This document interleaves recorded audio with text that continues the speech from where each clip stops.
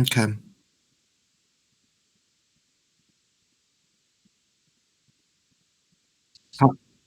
Hi. I I don't even see the thing. Uh, yeah, that's true. Um, and I don't really have anything to chill. I've been currently like relaxing, trying to like get back into In this television video, because I'm going to be writing a lot more of that type of thing within the near future. Hopefully, I finished another episode of Gatriarchy in terms of script, but it hasn't been acted yet. That is the next. Um, Wait, I didn't say Gatriarchy, or did I say Gatriarchy? I meant the Culture War is lit. The animation thing. So I've been watching. Sorry, go on. I just want to finish. So first I watched Full Metal Alchemist, all of it. Then I watched some other dumb anime. Then I watched I think God, I feel like there's something in between here, but I ended up watching what's available on Netflix of Better Call Saul, which is all right. It's no Breaking Bad, like not even by a long shot. It's like less than a fourth of Breaking Bad's awesomeness, but it's pretty good. And then I have been watching that 70s show, which is really very dissimilar to what I'm going for with my animation. That 70s show is a show that's really an actor's show. Like it's really was made good just because all of the actors on it are good. Everybody on the show is pretty good.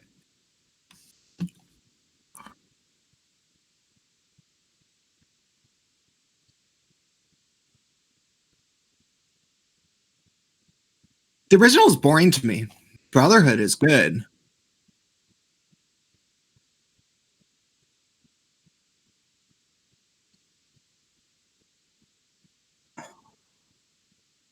Well, the Brotherhood has more of a continuing like soap opera style plot, and then the original one mostly had kind of like one-off stuff, as I remember. But maybe I just didn't watch enough of it.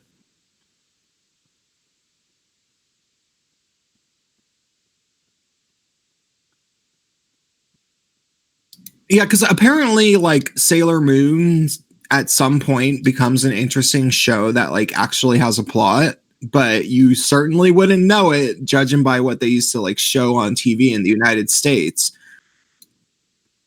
It's like, oh, let me guess, some thing is sent down to attack them, and maybe it turns some things into animals and she has to fight it, but instead of like actually fighting it, she just poses with her tiara for about like a minute and 15 seconds and then throws it and then it just is gone. Wow. Mhm. Uh-huh.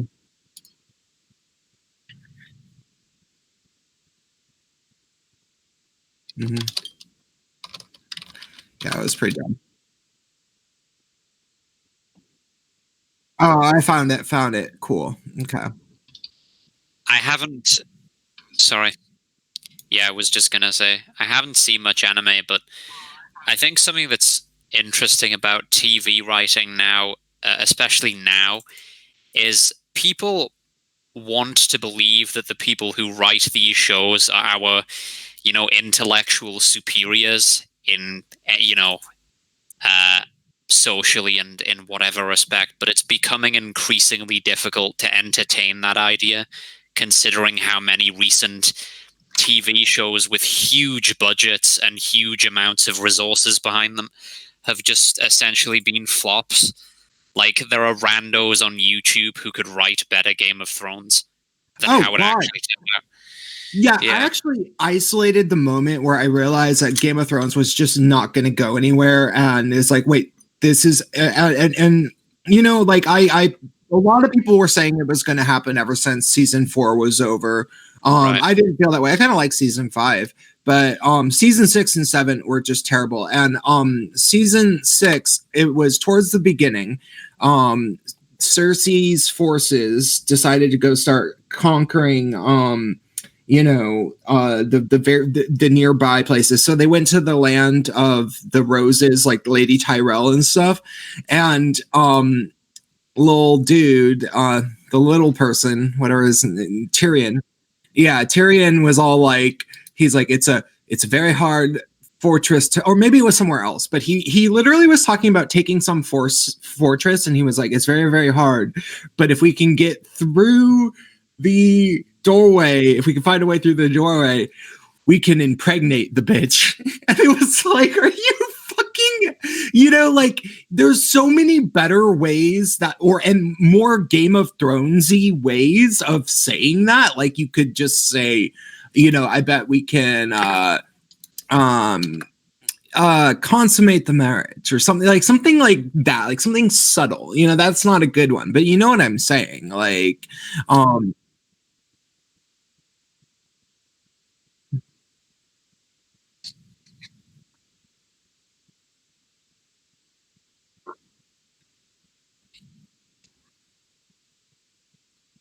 yeah. Agreed.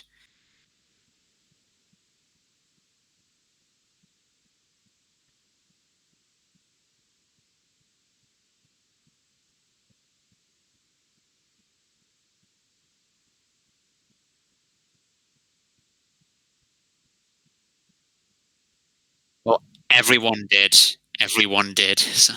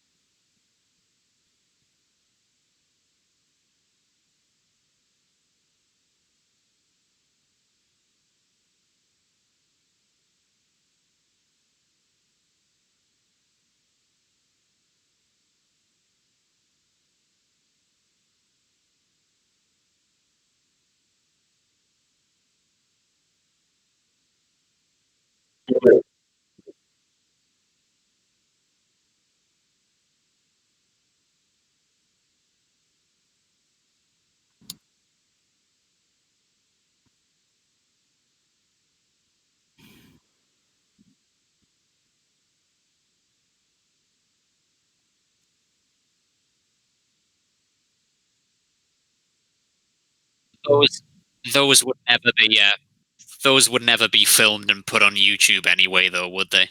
Like, yeah. For Steven Crowder would find it. Sorry, something weird just happened. Like, I was listening to the YouTube video and heard my own voice coming back, and it was weird. It's okay now.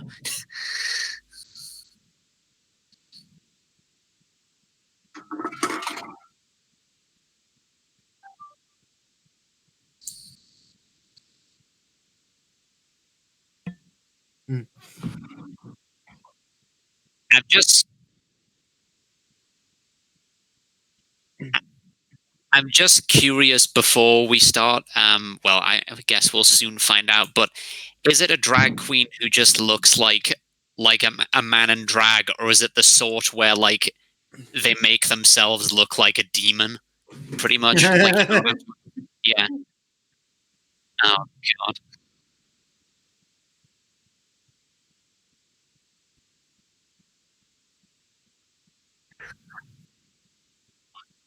Hmm.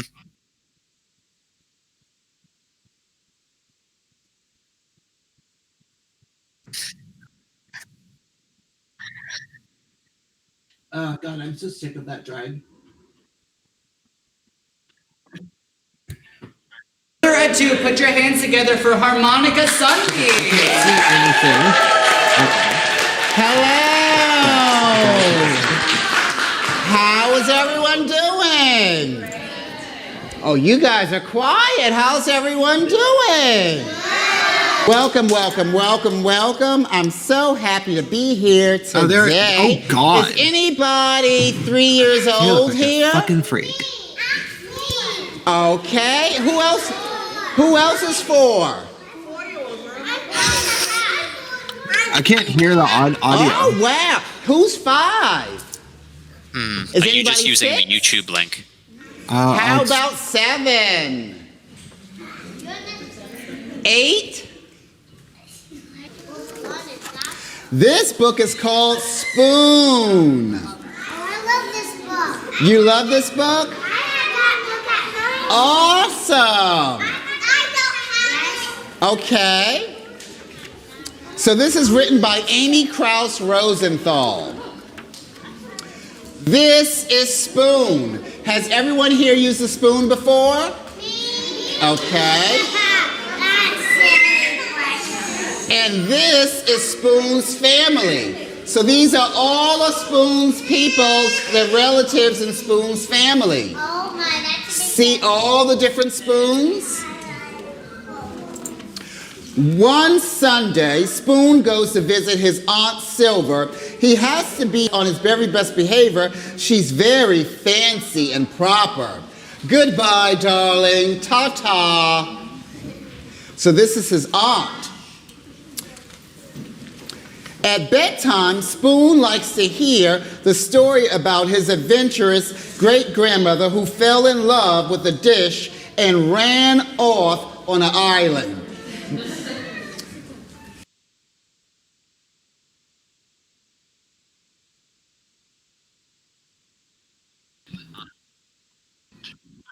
Yeah, I've got everything.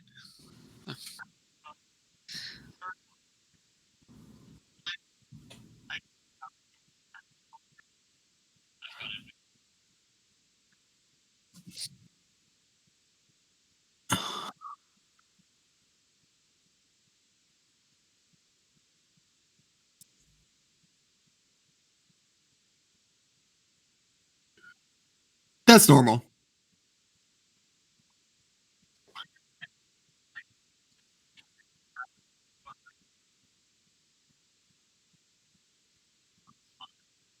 Uh,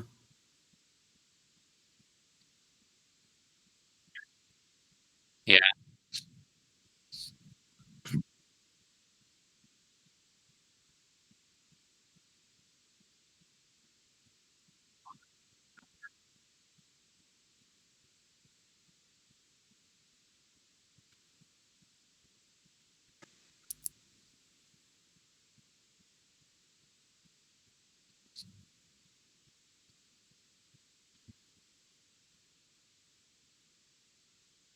yeah, yeah.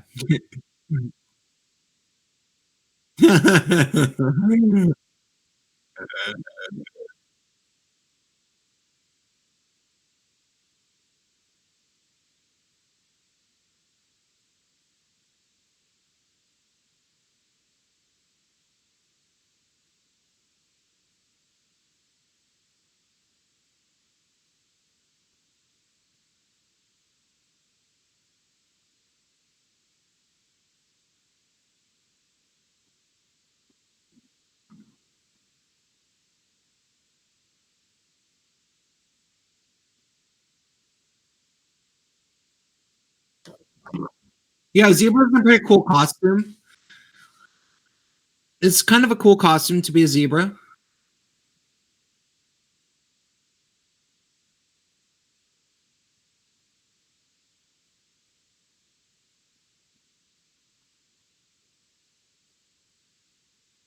No, I've heard myself on the playback.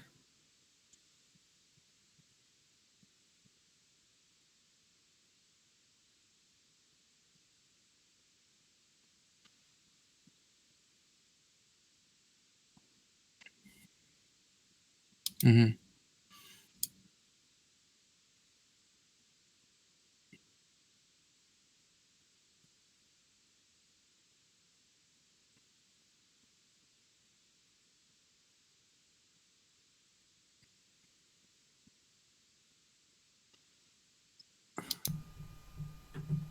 Okay. God damn it. So anytime I was speaking was muted. Sorry, everybody. At least I haven't said anything too important yet. Lol. Ugh. How annoying. That was the Yeah, one just- thing I forget to check. I had everything set up so well. Had a What I'm just- happened? color changing background setup and everything. So in OBS, my microphone wasn't set to the default audio. I forgot I have to like change that. Oh, also Kill Oh. Leader might show up a little bit later. Okay. Good stuff. But I mean, I'm gonna have to go though. Okay, But- you need to go like right now. Do you have any thoughts on what we've seen so far of like this Dragon No, Queen and I how fleshed kind out of they want to know look what the and- I kind of want to know what the story is all. So I kind of want to move on. Yeah, we can go a little further into it. Okay. Into Spoon. I'm looking at the paused video just now, and I mean, look, I know it's not supposed to be taken that seriously, but he just looks really stupid. You know what I mean? Oh yeah, but the thing is like as far as like drag characters, this one at least is like kind of like a fun clowny thing, right? Yeah. You could do a lot worse. Yeah. But it's yeah. Looks like it might be some sort of sea animal from Zoobilee Zoo. Did you guys ever see that? I never saw that. No. Oh my No. god, that is a terrifying thing to look up. Like that's something that we should watch on stream at some point because it is horrific. Let's take a peek at that Zoobilee Zoo. Speaking of horrific, do you know, like, do you guys know what the Teletubbies is? Oh yeah. Yeah. Like, there was the episode, the episode with the lion, like, scared the shit out of me when I was 2 or something. I didn't know there was Yeah. a lion episode. There was, I didn't even recognize it as a lion at the time, but apparently that's what it was. It was really scary when I was 2. On what was the show? On Teletubbies. Teletubbies, that would be really yeah, of course. unsettling because like they're very like weird humanoid things. It would be weird to see Yes. like a normal Yeah. lion with them. What Yeah. I thought was funny. Hang So on. I was old enough to be, like I'll see if I can basically- find a picture of it. I was old enough to be basically an adult when that came out. And so I remember it very well. And there was this preacher named, I think it was Jerry Falwell, who was obsessed with the gays, but he was, anti-gay. And he accused Tinky Winky, the purple one with the, because it had a Oh, triangle being on gay. it. Yeah, it had the big. That's not even a conspiracy. I agree. Like, that Yeah, was it is some me too. programming. It was like, Yeah. wait, he's right though. That guy is gay. See, and that's why I like having these streams and being kind of outspoken is because like now we have this whole conservative drama about like, oh, the gays are trying to take over or whatever, and it's like we need more gay people willing to like call that bullshit out. So there is a light in the dark. Yeah. But, Okay, let's go further courts- into Spoon.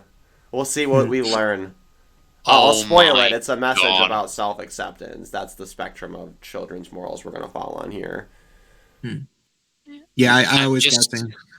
Sorry, I've just found it, like, sorry, this is way off topic, but yeah, it's on YouTube. Teletubbies, The Lion and the Bear original. That's what it's called. Apparently, let me just, a sketch within the episode in particular became controversial due to its scary and inappropriate appearance and nature.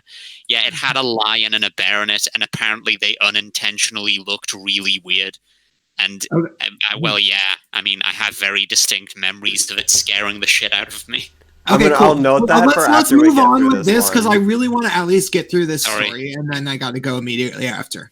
Yeah. Has anyone heard the story about the dish ran away with the spoon? It was all over the internet. Lately, though, Spoon has been feeling blue. What's wrong? Asked his mother. You look a bit bent out of shape. Nothing, mumbled Spoon. So here's Spoon here. It's just that I don't know. All my friends have it so much better than me. Like Knife. Knife is so lucky. He gets to cut. He gets to spread. I never get to cut or spread. Yes, Knife is pretty spiffy, dear. And Fork. Fork is so lucky. She goes practically everywhere. I bet she never goes stir crazy like I do. Fork does go out and make herself useful, doesn't she? See all the things we use the fork for? And chopsticks. They are so lucky. Everyone thinks they're really cool and exotic. No one thinks I'm cool or exotic. Those chopsticks are something else, aren't they? Has anyone here used chopsticks before? My mom My mommy does. Awesome. Meanwhile, if only Spoon knew what friends were saying at that very minute. Spoon is so lucky, said Knife. He's so fun and easygoing. Everyone's so serious with me. No one's ever allowed to be silly with me like they are with Spoon. Spoon is so lucky, said Fork. He gets to measure stuff. No one ever does that with me. Because he's a knife. Spoon is so lucky, said Chopsticks. He can go places by himself. We could never function apart. That night, after bedtime stories, Spoon's mom turned off the lights, tucked him in bed, and said, "You know, Spoon, I wonder if you realize just how lucky you are. Your friends will never know the joy of diving headfirst into a bowl of ice cream." Who likes ice cream? They'll never know what it feels like to clink against the side of a cereal bowl. Who likes cereal? And they'll never be able to twirl around a mug or relax in a hot cup of tea. Who likes tea?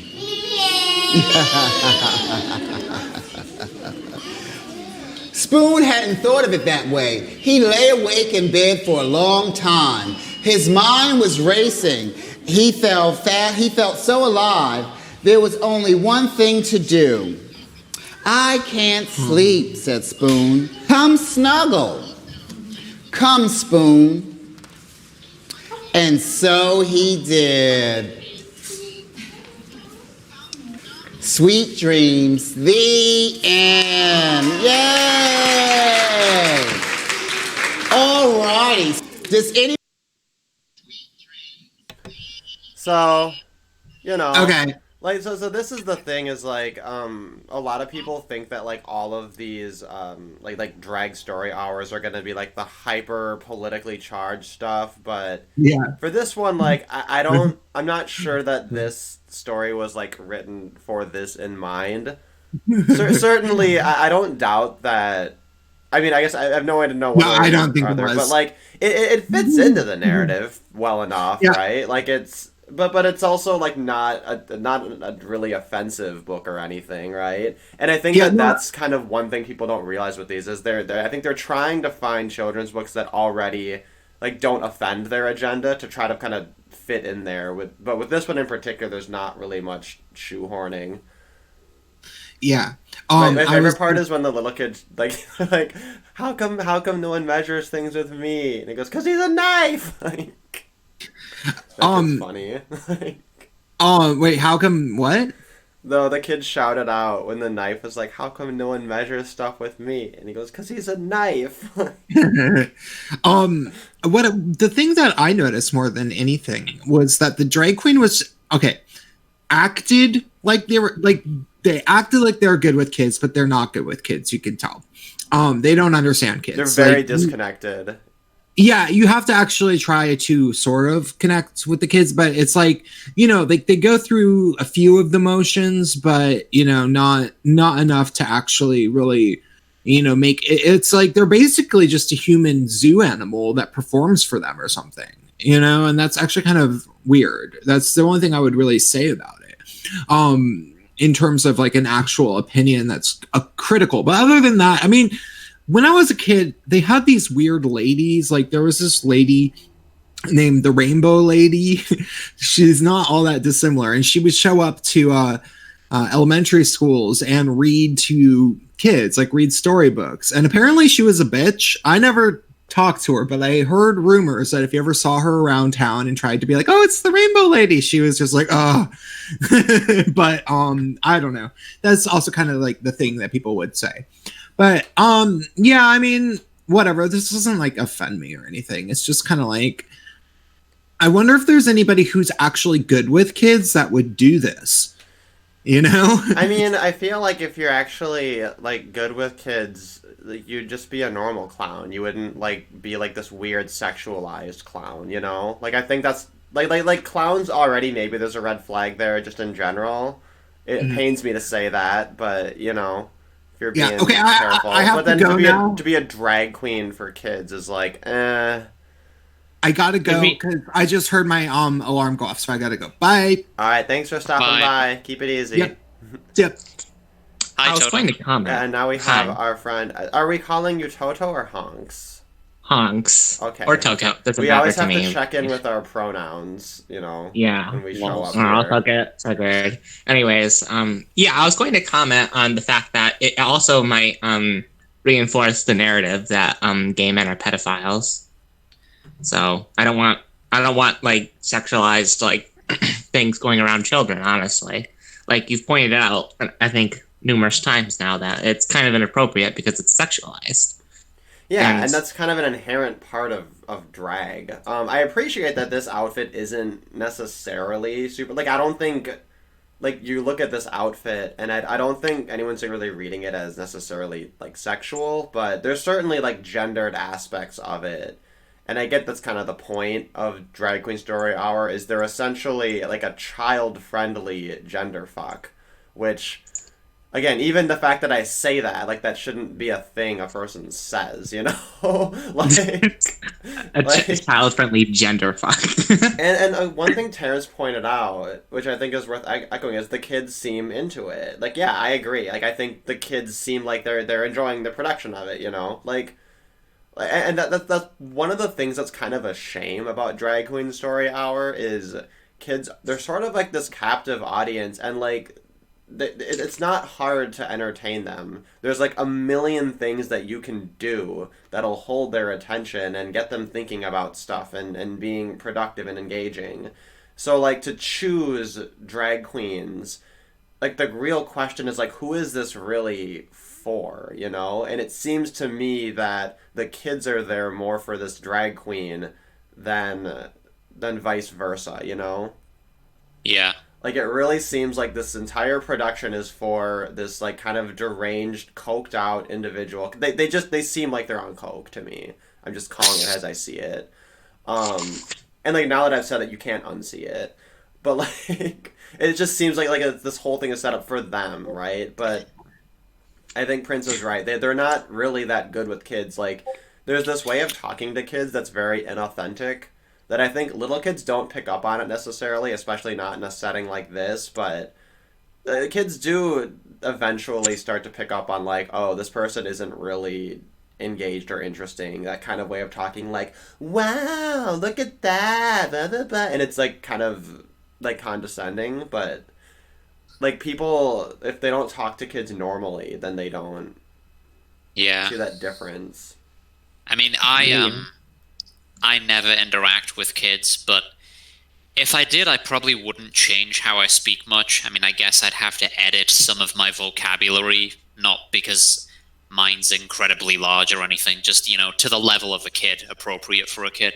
But other than that, I don't think my communication style would really change that much. Like, I wouldn't change the intonations of my voice or anything. That just seems really weird. Yeah, like for me, all I have to do is not swear, and then just like don't talk about like Hitler, basically. Well, it's like the two things, yeah. like it's basically the same thing.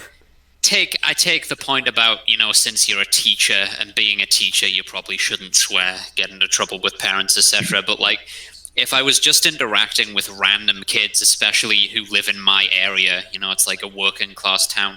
Some of them probably swear natively more than me, and like their parents don't seem to give a shit. So, yeah. Oh, by the way, I'm only gonna be here for a little bit. I'm gonna leave in 20 minutes. So. Same here, actually. In 20 minutes. Sorry, I haven't been here for that long, but. Yeah, well, let's go a little bit further into this one here, because I think that was the biggest story they have, but there were a couple other ones. But yeah, that's the funny thing is, I guess most of it, like the concept is bad, right? Like you don't need to have the drag queen, like have I guess what will what's the word I'm looking for? Charitably call a wardrobe malfunction, right? Where they expose themselves. Like, even a drag queen story hour that, you know, is one that goes well, that they're putting on YouTube, it's still kind of like, Yeah. Yeah. It's just They're not be exposing themselves. What? Yeah. Alright, well we'll go. So we're about almost 6 minutes, and so we're about a third of the way through the video. Just a pretty good video to talking ratio.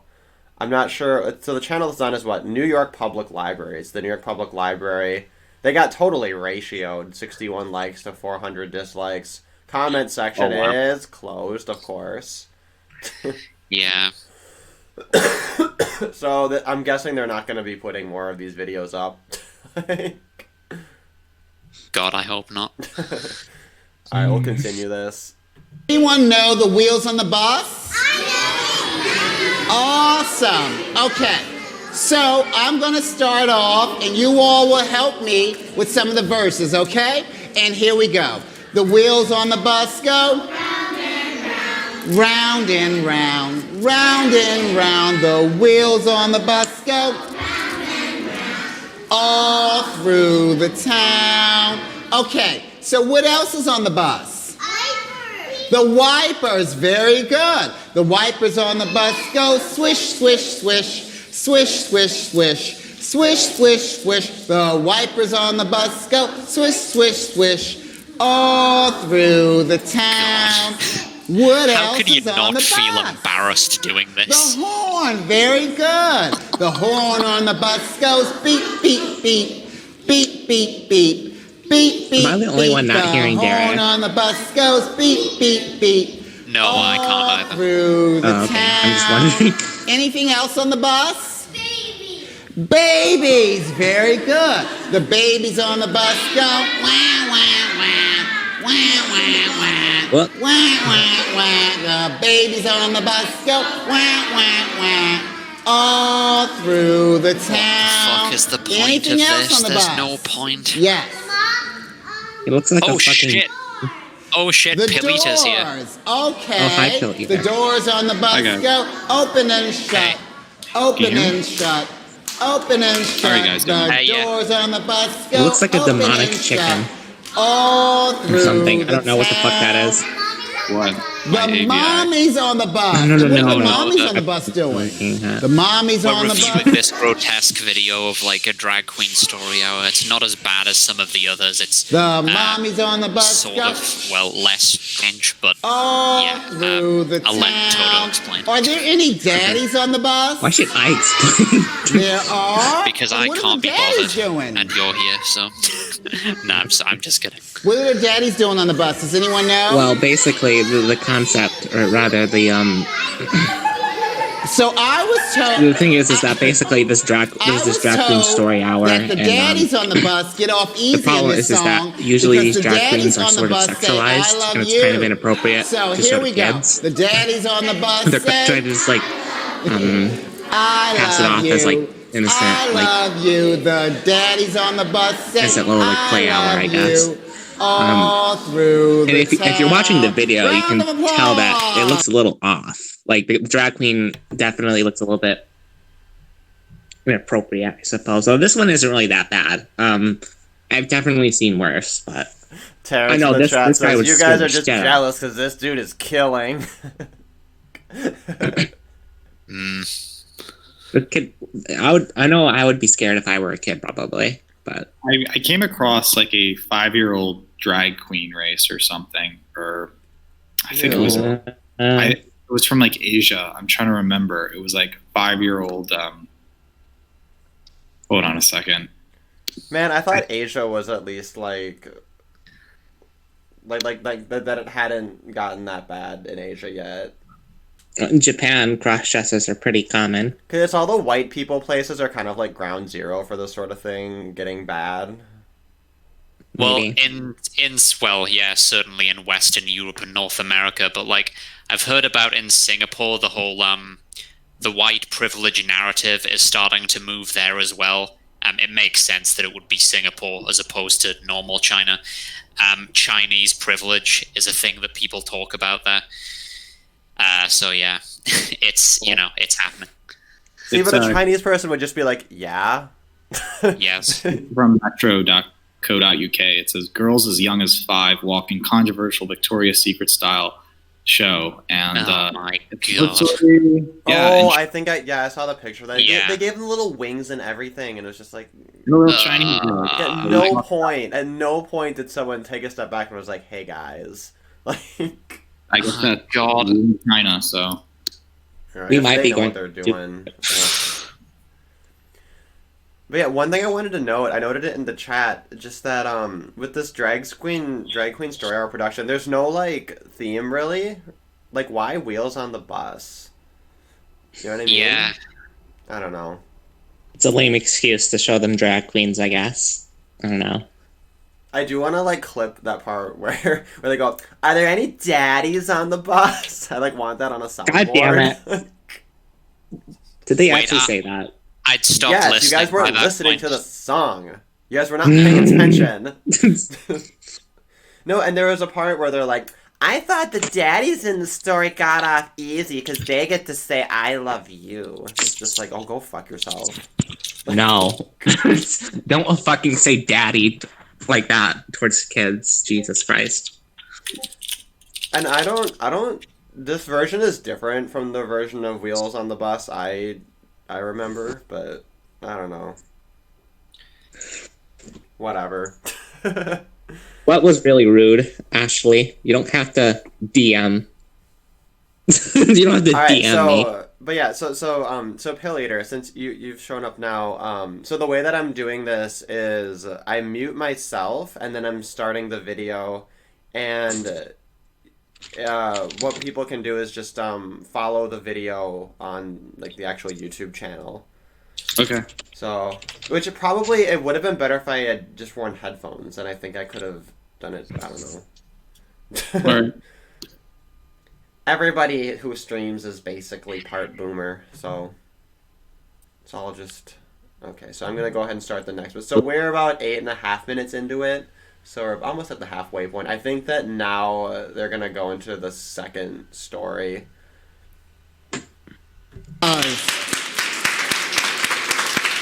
So let's all stand up.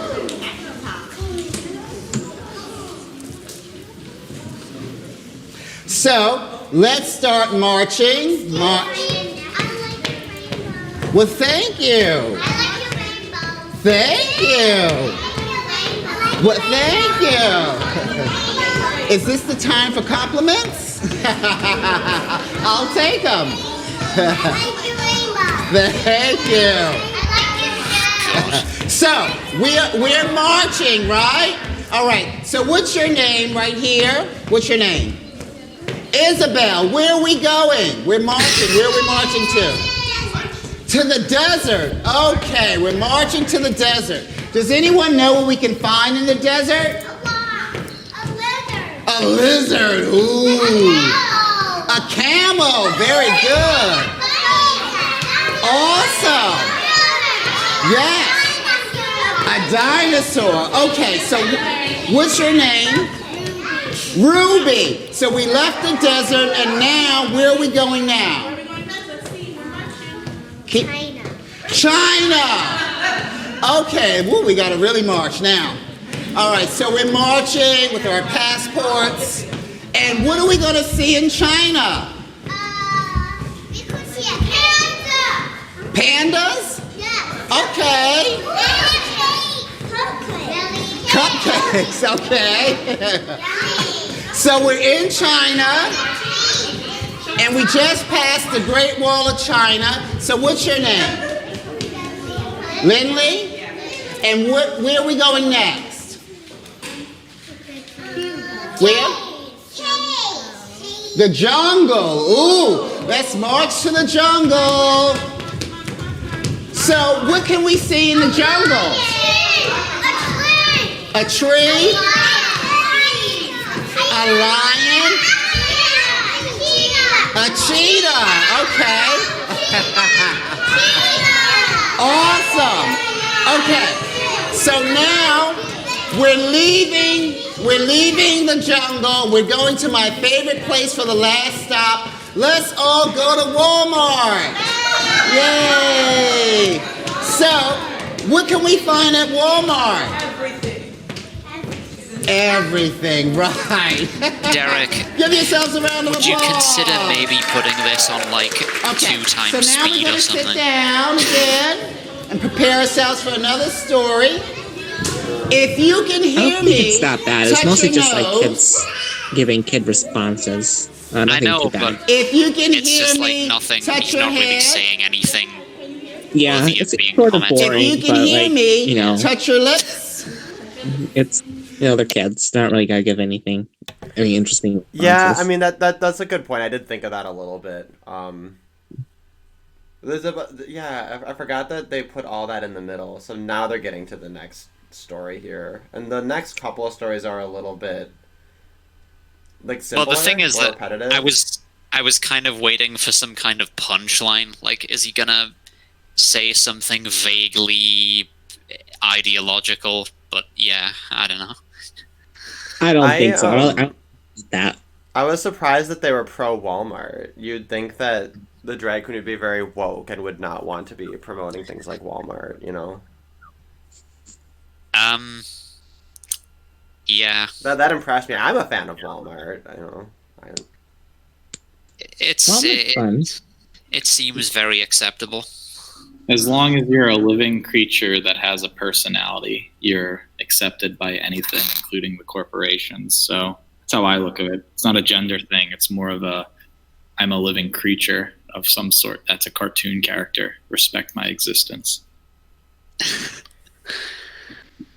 Yeah, well, in the part where all the kids are saying, "Oh, I like your outfit. I like your rainbows," like, I think that's a large part of why the kids are responding well to it, because, like, it is a fantastic sort of a display, right? They like bright colors and everything shiny or whatever, but it does go back to this theme of, like I really think it's more for the drag queen than for the kids, which is kind of the problem of just, like, is it really she or he, or is it they? And they is this alien creature from this wrong planet of some sorts or whatever. And you don't even know what it is anymore, like an abstract art piece as a gender.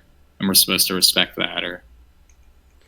Yeah, well, and the other thing, too, is the thing that makes this character special and larger than life is the fact that other people aren't like that. So this message that's like, everybody should have their own expression and make your gender your canvas. It's like, you know, like we're going to end up just, like, losing gender as, like, a form of, like, communication. But also, you're not going to be special anymore. I don't think they've thought through, you know, something. I don't know if I can phrase this in a coherent way, but there's a lot of obsession with just language, like, you know, how do we call things? A lot of the gender debates, I guess that's what we're calling it, seems to be wrapped up in that, just arguments about language, and it just seems really pointless because. If you're concerned with letting people have their individual identities and whatever with respect to gender expression, then you would just let them get on with it. You wouldn't have this obsession with, you know, policing people's perceptions or stereotypes or any of this kind of thing. It's like if I was a cross-dresser or something, and I'm not, and, you know, there's this, like, leftist tendency to say that it's, you know, that's something really brave, or, like, you know, it has to be a political statement and it's therefore brave.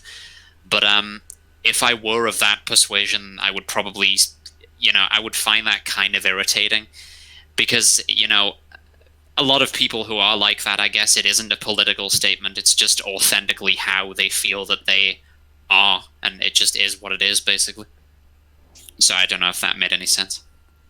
It's kind of like yeah, they're like authentically like labeling everything, and they'll get upset. Yeah, I know what you're talking about. Yeah.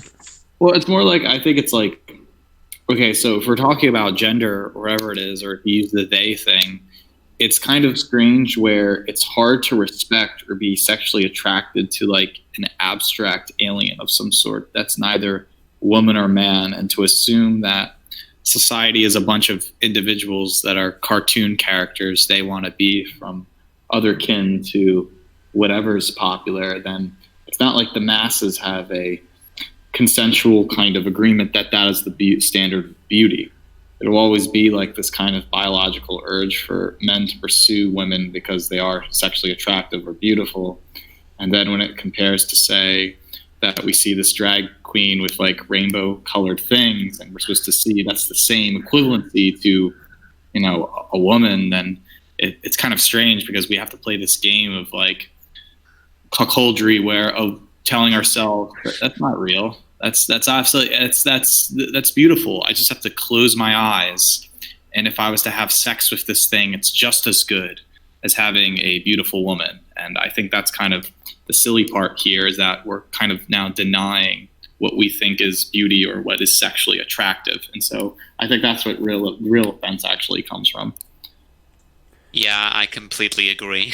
It's a measure of devotion to the idea that everything is socially constructed. And a lot of people, if they legitimately buy into it, they will play that game, right? And they will try to, like, really unravel their own psychology to, like, try to make that a thing. And I would guess that this is related to so many male feminists going off the rails and, like, beating people up and shit, you know? And like all these like scandals that are coming out. It's like guys who think they're gay, they go and have a boyfriend, but then they realize that their boyfriend is acting more like a woman, and they start to realize, well, it could be just a chick with a dick, right? All I have to do is not think that the person has a dick, and everything's okay, right? And then it's like, well, I guarantee you that that person who thinks he's gay actually become straight because they become repulsed by the idea that they have to lower their standards. And so for the actual gay person, it's different from, say, the uniform idea of being like bi or something. And it's kind of silly to assume, like, when people want to believe that they have options, when really people have discriminatory preferences. Yeah. I don't know, man. I think traps are just like better women, but that's just me. I mean, I did have a trap girlfriend before, but it's like, yeah, especially if they're on estrogen or something, you can't really tell. But at that point, I'm saying is you start to realize, well, I can't have kids with this individual, so therefore I have to be like an asexual. Not asexual, more like a kidless person or savior of of civilization, and then you become this kind of, I guess, trap nationalism or something. I'm being facetious there, but We need artificial ass wombs in homo state. yeah. It's like that's what I'm saying. It's like kind of like, okay, well, I could pursue someone who's a trap, all right, but the thing is ultimately I won't have kids, and it's ultimately kind of. It's not like the Dr. Seuss book, the Snitches or the Stitches, where they go in the machine, they have stars on their belly. Well, that's exactly what the trans thing is. So more guys want to be women so they can cater to the guys that need women. But then at the same time, it's like, well, we know that's a truth. And so it's not like these men can get pregnant and have kids. It's kind of this weird capitalist way of answering the incel question in a sad way. But ultimately, I think most men know that, yeah, artificial ass wombs, it's not going to happen. Well, That's right. We're gonna not just invent the artificial uteri, but also put them in asses to to replicate the full pregnancy experience just because of reasons. I think artificial wombs will be a thing, but I don't know. I guess we'll see. Yeah, as long as transhumanism and technology is advocated, you know what it's like? It's like kind of going on a trans Reddit page where it turns out all the trans Redditors are basically men who believe they're women who are looking for women. So then it becomes this very strange group of incel men or nerdy introverted men who. Are you talking about the autogynephilia thing? Like, do you know what that is? That's like well, because it's kind of weird though, because I feel like most of these the trans people who are after women, they're really just straight men who are pursuing a very, very I guess avant-garde sort of a mating strategy, and I think a lot of these the more Well, I remember coming across masculine. something where it was a trans Reddit page, but all the mods were men who transition to women, but then discriminate against women for entering the page because they're not trans either. And so it becomes kind of a group of men that wish they were women, but also judge and discriminate against actual women having theories what it means to be a woman. And so that's what I'm saying. If we were to create artificial ass wombs in like the science fiction transhumanist utopia, it'd be a man's game. It'd simply be men becoming their own sub-dom positions, and everything is persuaded by the market, what's popular in fashion, or what's popular at a time where there's not enough of one thing going around, or everybody wants to be trans because it's cool, and it's not so much that there's a need to.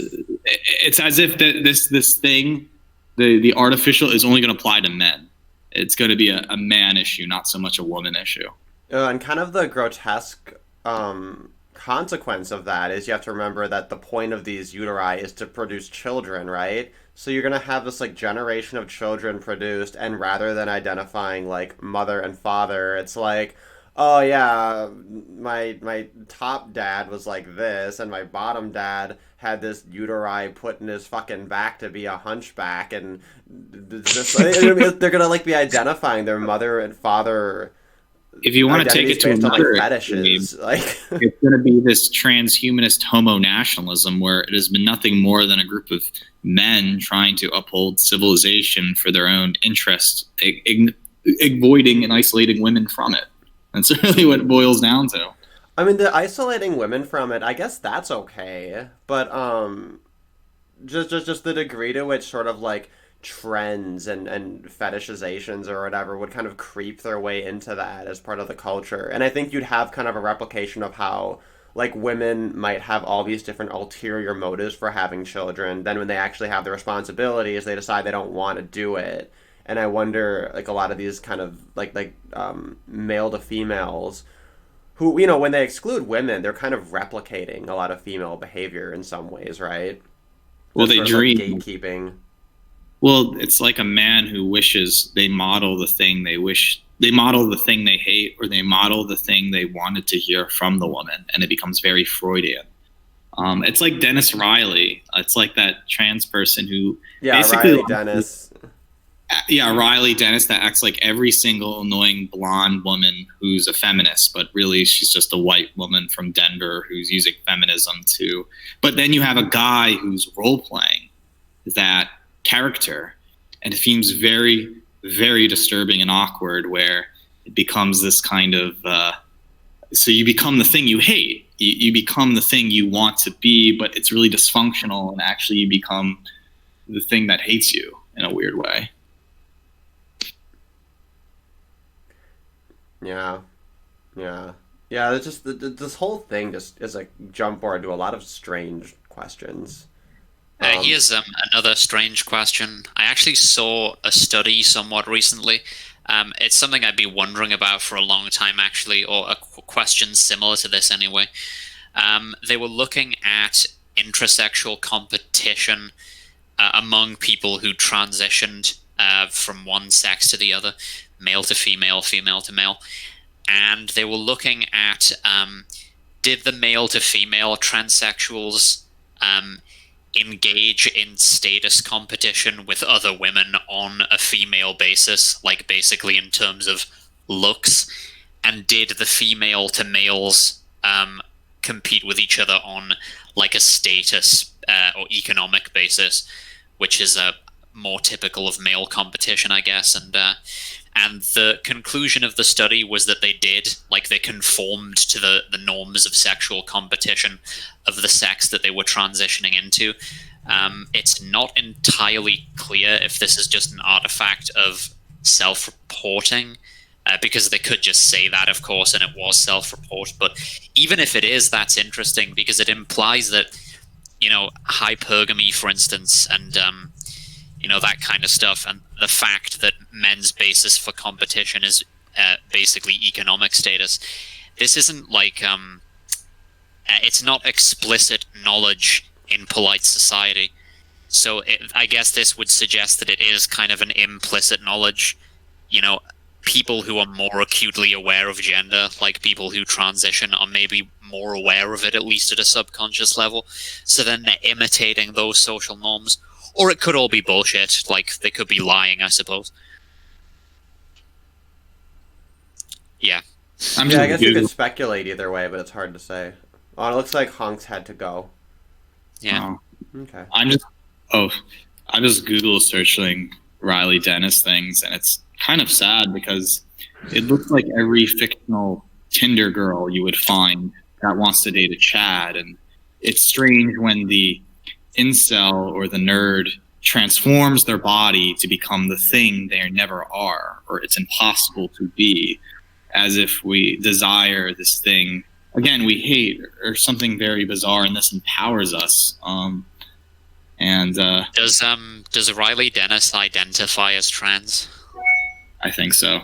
Yeah, I believe. Yeah, if we use he/him pronouns, then we're Evil. being very bad. And I believe they got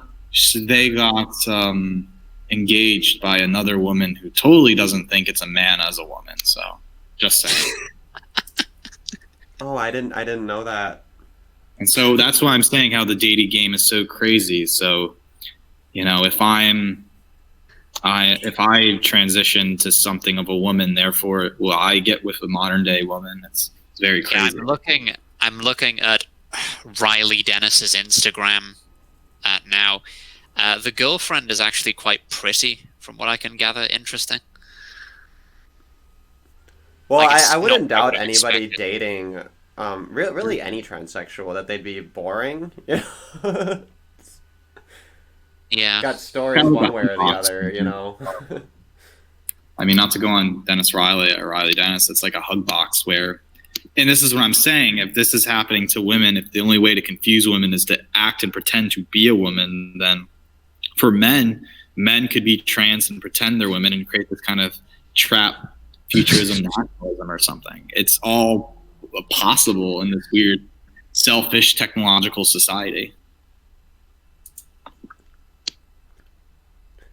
So I want to start the next part of this because then we're going to get to the actual story. There were a couple of things in the chat that I thought I'd highlight. Terrence mentioning I would not invest in artificial butt wombs. That startup is failing. That's good advice, I think. And then J Will, is it Willie? J Will series said, I would never tell my kids who is top or bottom when I have kids. Not that I would have a top or bottom relationship, but because parents shouldn't tell stuff like that to their children. Which, yeah, I think that's a pretty good common sense approach. And I think it actually kind of dovetails into this comment Basil after they said, I'm over here doing it wrong. I've always shaped my identity around abstracts like how honest am I, how loyal am I, how hardworking am I. My identity should clearly be based wholly on my sexuality, right? And I think that's kind of the heart of why Drag Queen Story Hour is such a stupid idea, is because you have these messages of acceptance and potential or whatever, but making this the focus of it is, I think, squandering an opportunity where it's why don't we have people come and read stories who are representing cool things they can do or virtues they have, right? Instead it's just, oh, I discovered that I like rainbows and I can dress up like a unicorn and have pink hair. And it's so Don't you think it's because it's so easy to do that it's attractive to people? They don't actually have to achieve anything. And to be honest, I kind of, at some level, I understand the appeal of it because, most people aren't that creative or intelligent or original. Most people are not special. So since we now live in a world where people aren't constantly the only thing on their mind is not survival. They have they have time to fill. I can understand why people do this. Yeah, it's totally an excess, right? It comes from this luxury of having all this leisure. And the thing is juxtapose these drag queens with a clown. clowns, they have to have a lot of energy. They have to have a lot of exuberance to them, and they need skills often, right? They do stuff like they tie balloon animals, they juggle, like they learn all kinds of different tricks, and they learn like how to be like do showmanship and stuff like that. And like even if you're doing something as simple as reading a book to children, like you'll notice things like so the drag queen has to angle the book upward so that they can read it because they're not familiar enough with the story that it's like memorized. Like if you have a story you've read to kids and like you know it really, really well. Like my favorite children's book is I Want My Hat Back. It's very funny. I have the book memorized, right? So if I'm reading it to like a kid, I don't have to like angle it up to like try to read it myself because like I know what it is. It's a very simple book, right? And that way, like, they can see it better. I feel like you're gonna have a public library display. They should have, like, a projector where the drag queen can, like, see the titles from the back, right? If they were really serious about this, so that they're not trying to read off of their own book that they're presenting to everyone. But then also, like, just the delivery, it's very low energy, and it comes off as very inauthentic and it doesn't really seem like it has a genuine connection. That being said, the kids, they'll like it regardless, right? Because they like the display of it. It's kind of a low bar for them to be interested in it, but like it could be so much more, and it could be people who have like real skills that like are driving the children to like want to do this awesome thing that these other people could do, rather than just like, oh, like I can grow up to really, really like myself and really, put upon other people to accept how weird I am, like. Yeah, it kind of makes me wonder though, couldn't we just let them find their own fun? Kids, that is. It's one of the reasons I'm skeptical of school in general, increasingly. Well, and that's the thing is like to take your kid to the library to an event, that is like the modern version of like finding new fun for your kids because like it's so much like people don't let their kids kind of like run around and have adventures because there's so much of a scare over it, even though society is safer on average, but yeah. But no, these children were cursed with parents that think that they should hijack the library and all the public resources to promote their bullshit agenda. So they're going to subject their kids to this, and kids they'll take what you give them. This is what we're doing on a Saturday. Sadly, I'll inform and say that the graduate level of higher education is nothing but institutionalized ideology, where it's almost discouraged to even be original, and that the only way you can get a quote-unquote job is to go along with the neoliberal agenda of political correct nonsense and saying the higher-ups, everything's okay, this is what people believe in. And unfortunately, most people are not in graduate school because they're intelligent, but because they're ideologically fit to be obedient at their work. And so that kind of leaves this dysfunctional position where we do have a society which does not care for any intellectual rigor or originality, or we create dependent people on the system, and basically people who are willing to do what their corporate masters say. And if you were to be critical of that, well, I guess no one wants to hire you, or something like that. Yeah, they're creating cookie cut people, and then they're putting sprinkles on some of them, right? And saying, well, look at the sprinkles, like we've made this unique, exceptional thing. The trouble is, like, I don't really see a straightforward solution to it. People say things like, oh, the university system and academia is eventually going to have its day, and then it'll be surpassed by these internet resources because people can do massive online courses and this and that. The problem is, like, one of the primary functions of a degree, which I think you kind of just alluded to, not that people can't get things of genuine value out of it. I'm not saying that. I mean, I know a lot of people do enjoy it and get a lot from it, but it's just one of the things it's designed to signal is basically conformity and the ability to perform extremely tedious tasks on a daily and never-ending basis, which is basically what work life is for. And like, so just saying, and I'm not saying you said this, but this is a thing that some people say who are like, online education is going to take over the role that university used to fill. Not really, because that isn't going to seem much different from the point of view of employers from just saying, I read a bunch of blogs. Like, that's what they're going to hear when you say you took an online course. They're just going to hear, I read blogs. Well, there's good news to this theory, is that all these people who are obedient are women. None of the guys, it seems to be that when men are in higher academia, men are the one that have original groundbreaking ideals and philosophies about, like analytical stuff and engineering and the way we think about things. It's only women that are talking about social justice, who they are. And when women are in the graduate level, they actually tend to write about themselves or tend to think they're a protagonist to a romantic novel that nobody's reading. And I'm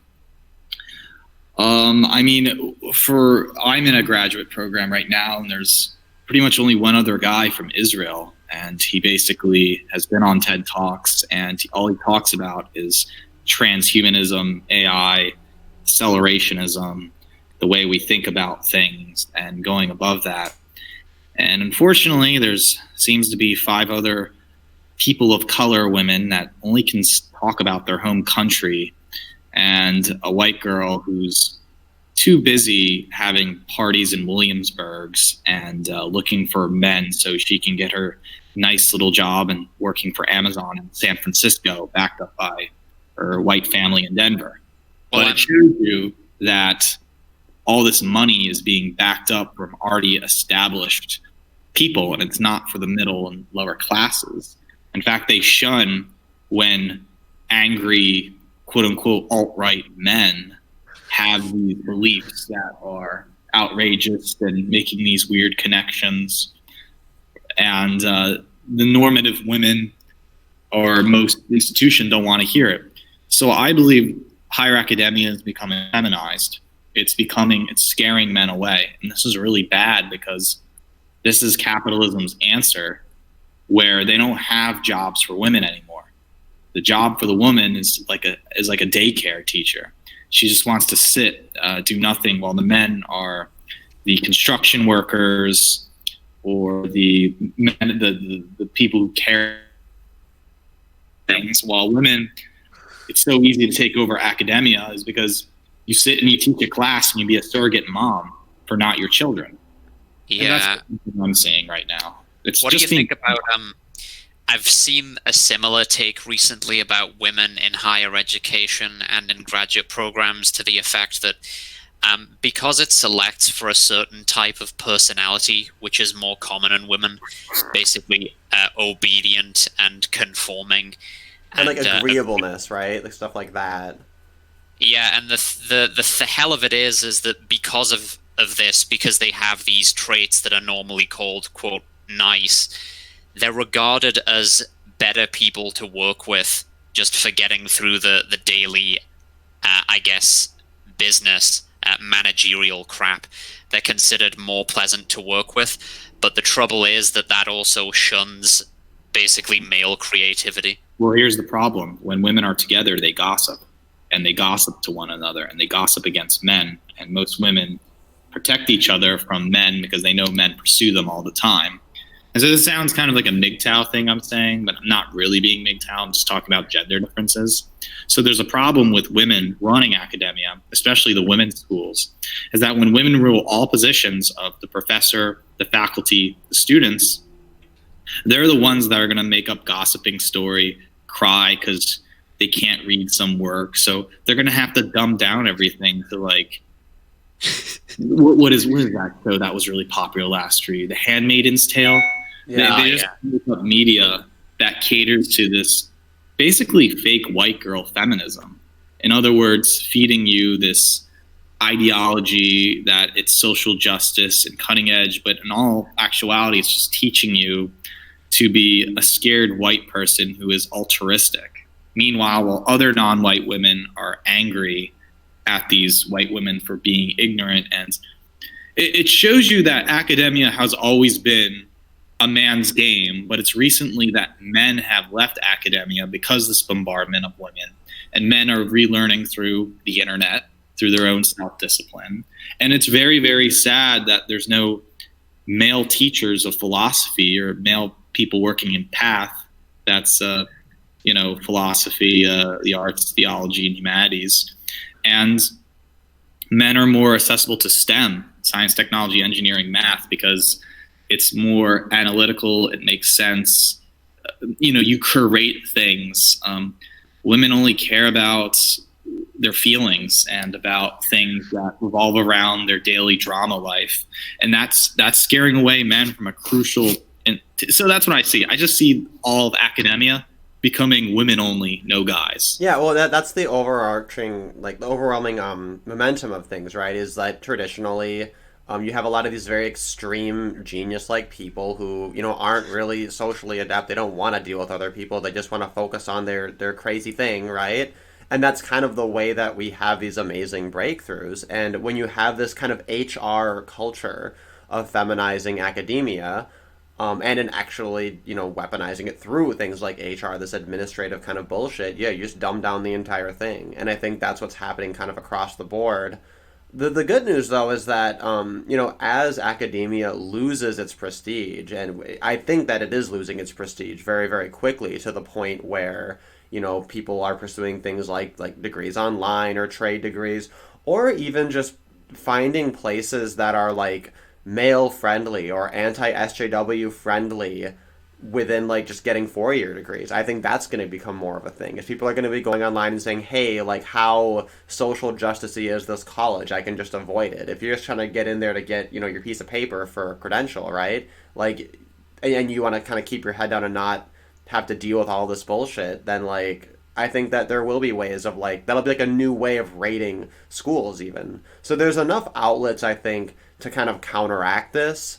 The problem, though, is, of course, there's just a lot of government bullshit in the way that is subsidizing a lot of the stuff to happen, and also creating barriers, right? Creating barriers that don't allow for people to go to free speech friendly areas or things like that. So it's so frustrating because so many of the solutions are in place. They're just kind of being retarded. Yeah, I think ultimately there are too many higher education institutions in America. And I think it really boils down to location and who if this college or university is going to give you the connections you need to succeed as an artist or professional. And sadly, you only have two choices then, New York City or California or Boston, where the Ivy Leagues are. And everything else seems to be just a minor, minute, why did you go to a Catholic school in Indiana? And that's why I think it's boiling it down, and that's a part of the effect of what you're saying about, all right, if there's no more prestige, what's left? Connections, money, and location. You only have 3 more locations left, and who's going to supply you with that? And money is going to be determined by what celebrities are teaching at this institution. Say you're paying $80,000 just so Noam Chomsky could be your English professor, right? So I think I could see something like that happening in the future, where people think about the background rather than just going to school just because they're spending money on, can I please have a social connection? Which, in the age of the internet, seems to me that's just completely silly. But it becomes a privileged rich people thing. And I'm seeing it right now where the program I'm in, it's just a bunch of wealthy people who are kind of sadly in denial about the common world that the middle class or classes below them go through. And with that kind of money, you can do whatever you want and pretend the world is not in danger. In fact, you can believe race does not exist and gender is not a thing, and anybody can be anything what you want. Meanwhile, living in your gated community in Denver. All right, let's continue the video. They're about to start the second story. I gotta go, guys, but I'll see you soon, okay? Oh, okay. Keep it easy. I have to go as well. Sorry. Oh, okay. All right, I'll continue it by myself. Just me in the chat. You guys have a nice day.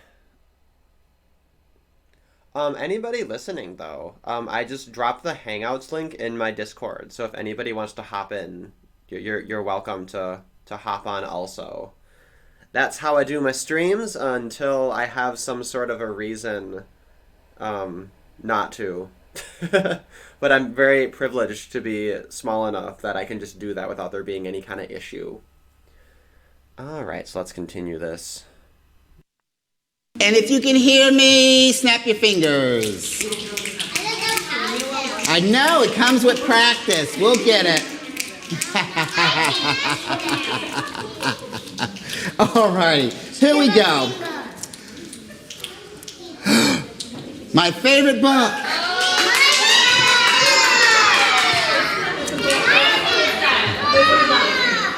Alrighty. So here we go. Pete the cat, I love my white shoes. Yes? Okay. Awesome. Here we go. Pete the cat was walking down the street in his brand new white shoes. Pete loved his white shoes so much, he sang this song. Ready? I love my white shoes. I love my white shoes. I love my white shoes. Oh no! Pete stepped in a large pile of, what are these? Strawberries. And what color did his shoes turn? Red. Did Pete cry? He just kept walking along and singing his song. I love my red shoes. I love my red shoes. Oh no! Pete stepped in the large pile of blueberries. What color did his shoes turn? Awesome. Did Pete cry?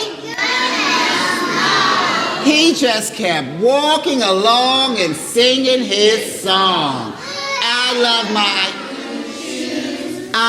my blue shoes. I love my... Oh no! Pete stepped in a large puddle of... And what color did Pete's shoes turn?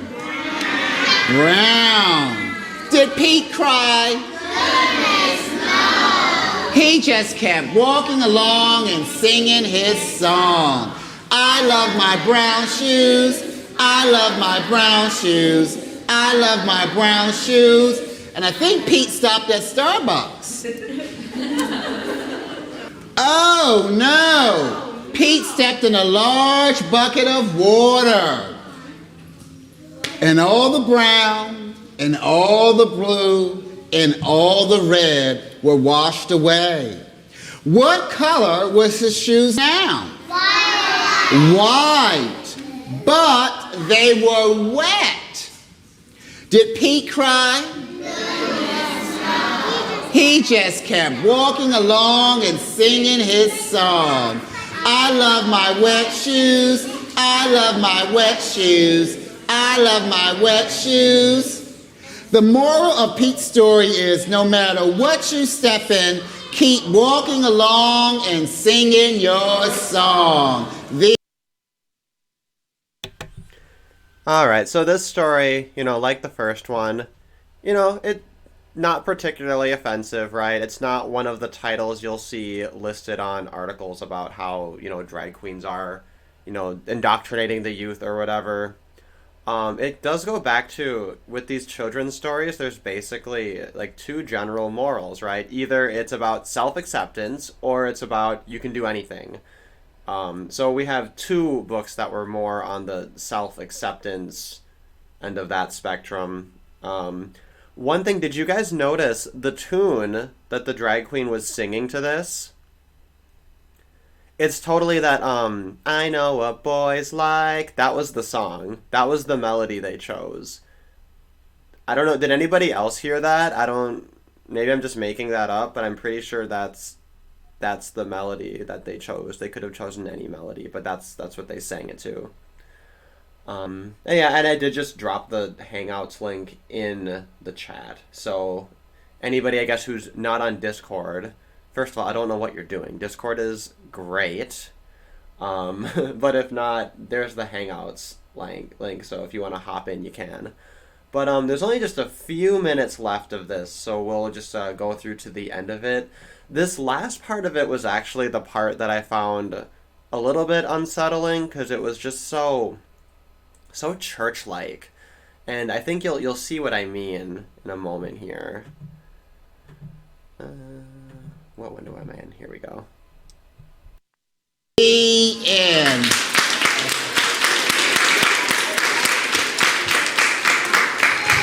Okay, I think we have time for one more book, and then we're going to make something very special. This book is called Love the World by Todd Parr. And so, when I say awesome, so this is what we're going to do. When I say the words, you're going to repeat them after me, okay? Love the world. Love your face. Love your space. Love your nose.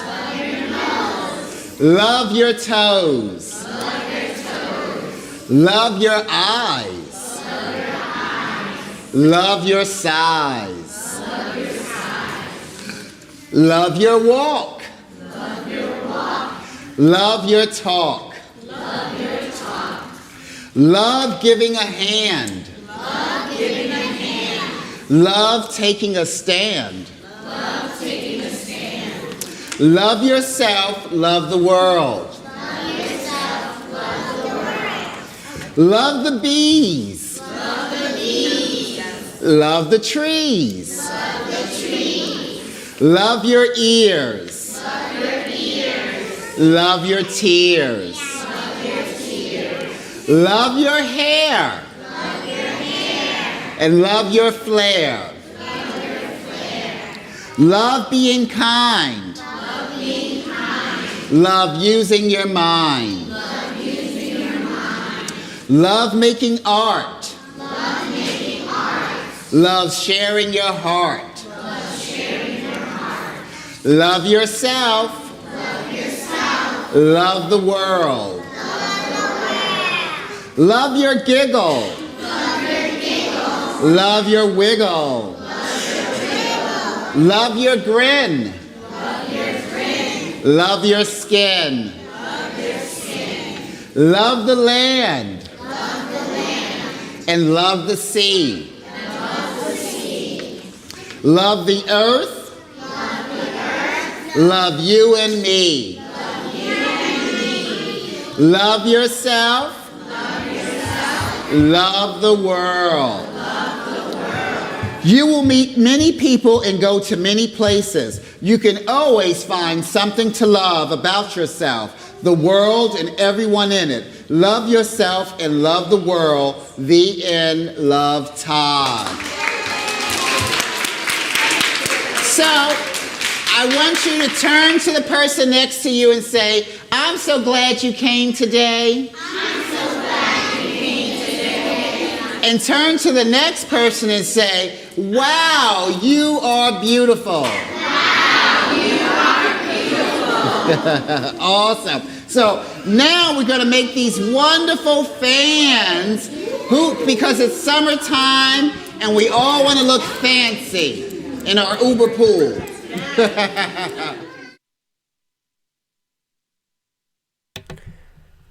Yeah, so I was looking for these books because I want to see the actual content of the books. I thought it'd be interesting, right? And yeah, I know that some of these drag queens are felons, but not all of them. I'm not sure if this one in particular is.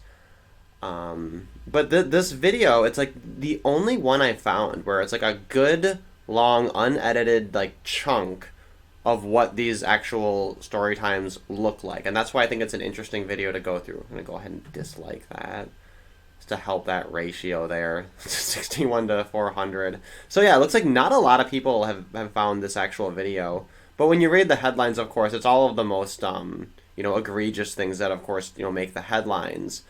But yeah, I think that there's so many ways to entertain children. The idea that they're pushing a political narrative that's like pro-drag and trying to make something that's very inherently adult, like being a drag queen, something that's like children's entertainment. It is very sick. And I think this entire production, it's more for the drag queen than it is for the actual children. And I think that if you're providing a service for children, that you should be keeping them in mind, and their needs should be the ones that are kind of paramount in that. So the other thing I found was these series of talks. Yeah, so this is the San Francisco Public Library. It's always a freaking public library, right? It's always fucking taxpayer dollars subsidizing all this bullshit.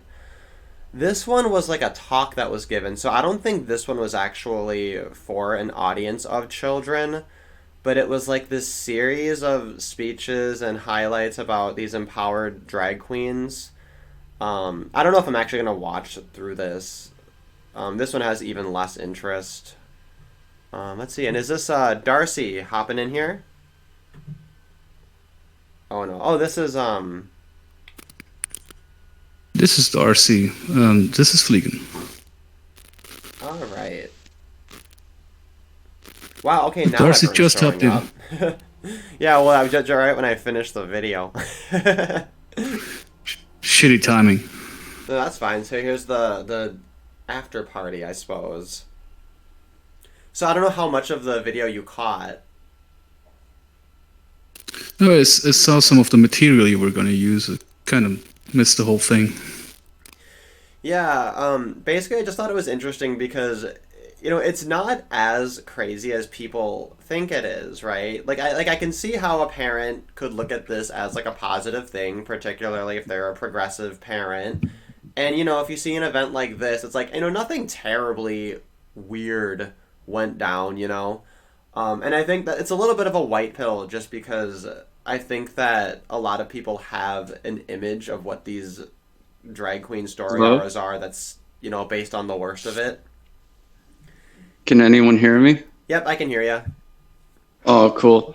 Yeah, I just want to touch up on the fact that, I don't think kids should be centered around this sort of thing because, it could influence them in, a lot of these type of acts where you see kids with, naked adults and that sort of stuff. And I think that's kind of disturbing when it has to do with this drag queen agenda thing or whatever. Like, I have nothing against, but I just think that it's ideal to keep the kids away from this stuff until they reach a certain age. Because like when you have the worst of it happening, like nobody plans on that, right? But if you take your kid to an event like this, you're putting them like 1 degree of separation from that sort of a thing. And you don't know if the worst is gonna happen or not. Like, I don't want to demonize that, but you don't know if this person's gonna be one of the, like, I would say normal ones, that don't want to do stuff that you could find traumatizing to some degree. Like the one story where someone didn't wear any underpants. Yeah, that happened in Minnesota. Who was that kid that was, I don't know, like they took a picture of some like kid next to a naked drag queen or something, and it was like on a stage? Oh, that was a different one. So that one was not even the same one. I think that might have been like one of the kids that's in like that, like a series they're doing about drag kids that like Desmond that was is like Amazing a is leading or whatever. Didn't this Desmond is Amazing kid do kind of a naked photo shoot with an adult drag or trans person? I don't know it was if a drag naked person. one, but I mean the weirdest thing with Desmond is Amazing is he has an interview with Michael Alec. Yeah, it Like, wasn't as in the wasn't freaking murderer. What who's a murderer? Quite weird. So he was like convicted of murder and served his time and got out, and he was like a gay guy in the club scene, and like, just it got out of control. There was actually a movie about it where Macaulay Culkin played Michael Alec, Party Monster, which is an awesome movie. Highly recommend that movie. Do not recommend you send your child to talk to the real person and do an interview with them. And it's like weird that he even has a show. Hey, sorry to butt in, but do you guys watch the Go Woke Terminator Dark Fate? That was a fucking flop. That was terrible. I've been hearing about it, but I haven't seen anything about it. I haven't seen many of the Terminator movies. I think Terminator 2 is one everyone says you gotta watch. They completely ruined the whole plot. The plot, in my mind, I think John Connor should have led the resistance, and there should have been like some kind of alternate patent for Skynet to exist in an alternate universe somehow, so it would actually give John Connor purpose instead of like writing him completely out of the plot. And that's what Tim Miller did with Dark Fate, and it was just like a go woke movie. Like, I have nothing wrong with like female empowerment. I think female empowerment's good if it's organic. Like, Sarah Connor was with her son and upbringing John into this world of danger because, he faced the T-1000, and that was like a big threat to the humanity's future because, the machines lost the war in the future. Yeah, that's like the whole point of the series. Like, at least part 1 and 2 is you have to make sure that he survives because then the humans will win. Yeah, they just completely rewrote over the whole narrative. It was disappointing. Well, so they have time travel in it, right? So then the way the time travel happened, just like, did it actually make the events of previous things not even occur? That's what it was pretty much doing. It was writing out the plot for the first two movies. That's the same thing American Horror Story did. Like, so Yeah, the thing is that it's an anthology series, right? And like they had all these little Easter eggs, and it was very interesting. Like, if you were really following the clues, you could like piece together, ooh, this little thing references here, and it's all the same universe. And then they did a big season where they're like really explicitly bringing all these seasons together, and they used frickin' time travel so that any season that took place after a certain point in time, like now all those events literally didn't happen. And see, the thing with Terminator Salvation that I highly respected, like the writing wasn't as par with James Cameron's future of the Terminator War, but it was close enough, and it actually respected the material from the first two movies, and it didn't like write out the whole purpose of John's future, because then it would have made it like pointless for a future war movie. And like Dark Fate, they're leading the narrative towards like woke female empowerment, and that's just basically destroying the pre-written material, because you got Danny Ramos. She's supposed to be the resistance fighter. She's like 5'1", not even a threat, right? And then you've got that other girl, I forget her name, the taller one. She's like 6 foot or something, and she's supposed to be like Kyle Reese coming back to the present day to save Danny Ramos, and then she goes through all these sort of challenges to become a resistance fighter, and her own purpose of survival depends on like humanity, and it's just not written well where it like serves any greater purpose. It's just for money, I think, and political agenda. I think it's cowardly. They should have gone full reboot if they wanted to make to unmake the original story and points, you know. But they needed to have Sarah Connor and the original actress in there to attract at least some of the core audience, and nobody fell for that. I think it bombed. Yeah. Like most of the actors were really good. Like they're really good actors. You know, you got Linda Hamilton, you've got Arnold Schwarzenegger, and you've got a few other actors that really make the movie feel legit. But the writing of the script just didn't do it for me. Like, I don't want to disrespect the actors by any means, because they're pretty good actors, most of them, except for the actress that played Danny Ramos. Wasn't good, wasn't convincing. Not that it's her fault, but it's the writer's fault for like putting her in there, because she's only like 5 foot. She can't be a resistance fighter. I'm sorry. That's just not reality. Yeah, at least give her some upgrades. With last week we were talking about like realistic weapons for women to use, right? And that whole physical dynamic of like people are finding it harder and harder to suspend their disbelief, you know, when women are just written into like combat choreography that's just completely gender neutral. Yeah, you know, like I respect like Terminator went into like Linda Hamilton's development of her character. It was organic, and they didn't remove motherhood. I think like motherhood really like puts women in the forefront, and and it gives them a purpose to fight. But when you just force wokeness into the narrative, it just completely destroys any reasoning to have them in that plot, and it just seems like it's just to serve, you know, a purpose of the political agenda. Yeah, they kind of failed on the same aspect with the new Alien Covenant, and what was the other one? Because the original Alien had this brilliant setup with the child and Ripley, you know, like it was a female hero. You know what I mean?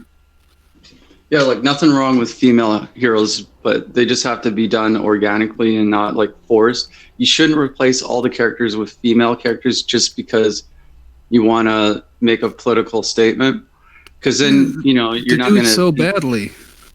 Yeah, like, you're not think of movies like old Jackie Chan or what's his face, Bruce Lee, or even stuff like The Transporter, because like Jason Statham is not that tall.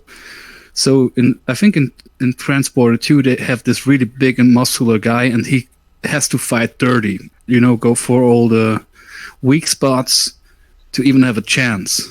Yeah, but that's at least believable, because like he's a man fighting a man, not a 5 foot woman fighting, you know, like a 5'10" man. Like if they at least would have these tiny women go for all the weak spots and dirty tricks, that would make it like if you have a small male hero, there's always gonna be like this tall ogre-ish enemy where they have to figure out how to beat that guy, because they're like 5 weight classes apart. So he adapts his fighting style. But these small women, they can take down anyone with just ease. It also reminds me of, so this is funny, after the new Star Wars movie comes out, I guess 2019 will be the year when the lore for Terminator, Star Wars, and World of Warcraft were all decisively taken out by wokeness, and all it seems like, I guess, in similar ways, where it's this kind of Mary suing. I don't know if you guys, I don't really follow World of Warcraft, like, lore or anything, but, Tonks, who was in here earlier, had sent me the link, and a lot of people are freaking out over it. I shouldn't say freaking out, but a lot of people are very disappointed at Blizzard, or Wizards of the Coast, I guess, or whoever. Is it Wizards of the Coast? No, it's Blizzard. Blizzard as well. Sorry. Like, just don't spoil anything that happens in the end of Battle for Azeroth, because I haven't watched that yet. And I want to watch it. I plan doing it, but I haven't gotten around to it yet because I'm still far back. I need to catch up with the stories. So, don't spoil anything. Oh, for the World of Warcraft thing? Yeah, I'm just talking about the new trailer they had put out. So, I guess I won't tell you except... Yeah, that I've spoiled that. I guess it's bad. Yeah, but if you think you can tell if it's good or bad. Like that's something you can tell.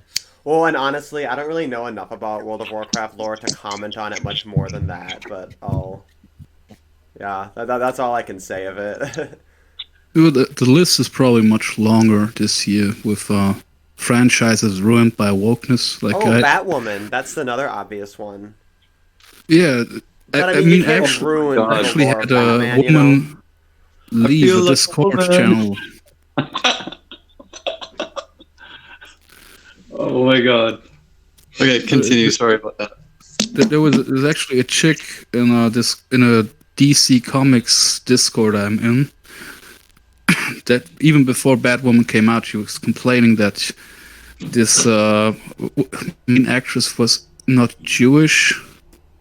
Like she was gay enough for her, but not Jewish enough because she's only like quarter Jew. It was like, does that matter? Quadroon? Wait, a quadroon? A quarter Jew or something, like not Jewish enough. Because she was actually a lesbian Jewish person, the one in Discord, and she felt really represented by the new Batwoman that they created like 10 years ago, which is suddenly Bruce Wayne's cousin and lesbian and Jewish, which would, like, he's his cousin on the mother's side, which would make Batman Jewish as well. They didn't really think that through. Man, that series is gonna make me cringe hardcore. And then in the comics, which I started reading again, the current iteration of Batman, they turned him into a complete beta. Like one commenter said, "Oh, Catwoman is like his mommy now. She always has to save him, and he's crying and he's weak." And like, what the fuck are you doing? This is Batman. I started reading Batman again because I think Batman is a cool character, and you're making this beta cuck. What the fuck? Wait, so they don't. So Batman finally appears in Batwoman? Because that was the whole plot of it. Was like, where is Batman? So like, only 5 episodes in, they've already revealed like the original Batman. Yeah, I didn't watch the TV show. I couldn't bear after the trailers. Like, I am woman, hear me roar. I watched the pilot. I watched like the first episode. I did watch the trailer of Batman, but not on my own. When I was watching Warlord in chat. That's funny, man. Yeah. Oh, did you also watch it? But do you want to play it? I don't want to watch that trailer. No, I mean, all of the trailers for Batman were awful. The show is actually a lot better than the trailers. What'd you say? The show itself is better than the trailers, but that's not saying much. Yeah, that's what I heard. Like, they put all the woke stuff in the trailer, and the show is not that woke. Oh, yeah, but it's not that good either. Yeah, everybody calls it boring. So I believe some of those people that say it's just meh. And the concept for the villain they introduced in it was pretty interesting, and like the idea for the plot that like Batman's gone, so now you have this like mercenary force that's taken over order, but they have their own agenda, right? So there's sort of like a little bit of an interesting kind of political dynamic to it. But I don't think maybe they're not doing enough interesting things with it. I didn't watch it beyond the first episode. But then this villain, she's like the White Rabbit, which is cool, right? Because she's an animal, and everything is based on an animal in the Batman universe. And like they didn't do anything like that before, right? So like there's potential in that idea. But like the character didn't seem to be that well executed. She just seemed kind of like a bad Harley Quinn. And then like they have like this past history together, which also makes them less interesting because then it's less of like a concept and more of like particular to the actual characters, which I don't know. My attention wasn't held enough. Yeah, I think I also heard that there was pretty big hinting at it on the quite early reveal. Like you kind of have to want to keep that mysterious for a while, so it kind of has a build up to it, you know? Yeah, it had big historical revelations about characters I don't even know yet in like the first episode, and I'm like, you're just, you know, you're like, hey, here's history because plot, and I'm like, I don't care about these people. Like one person said they felt like the first episode, like the pilot, was more like they were really sure they wouldn't get picked up for a season, so they kind of put all of that in there. Yeah, I don't know. It felt like stuff you'd save for a second season, stuff that would have a payoff if like we had some emotional investment to these people. But nah. See, that's why character development is really important in a lot of these shows and movies. Without it, you got nothing. You can't profit off of it. Especially like if you're advertising wokeness.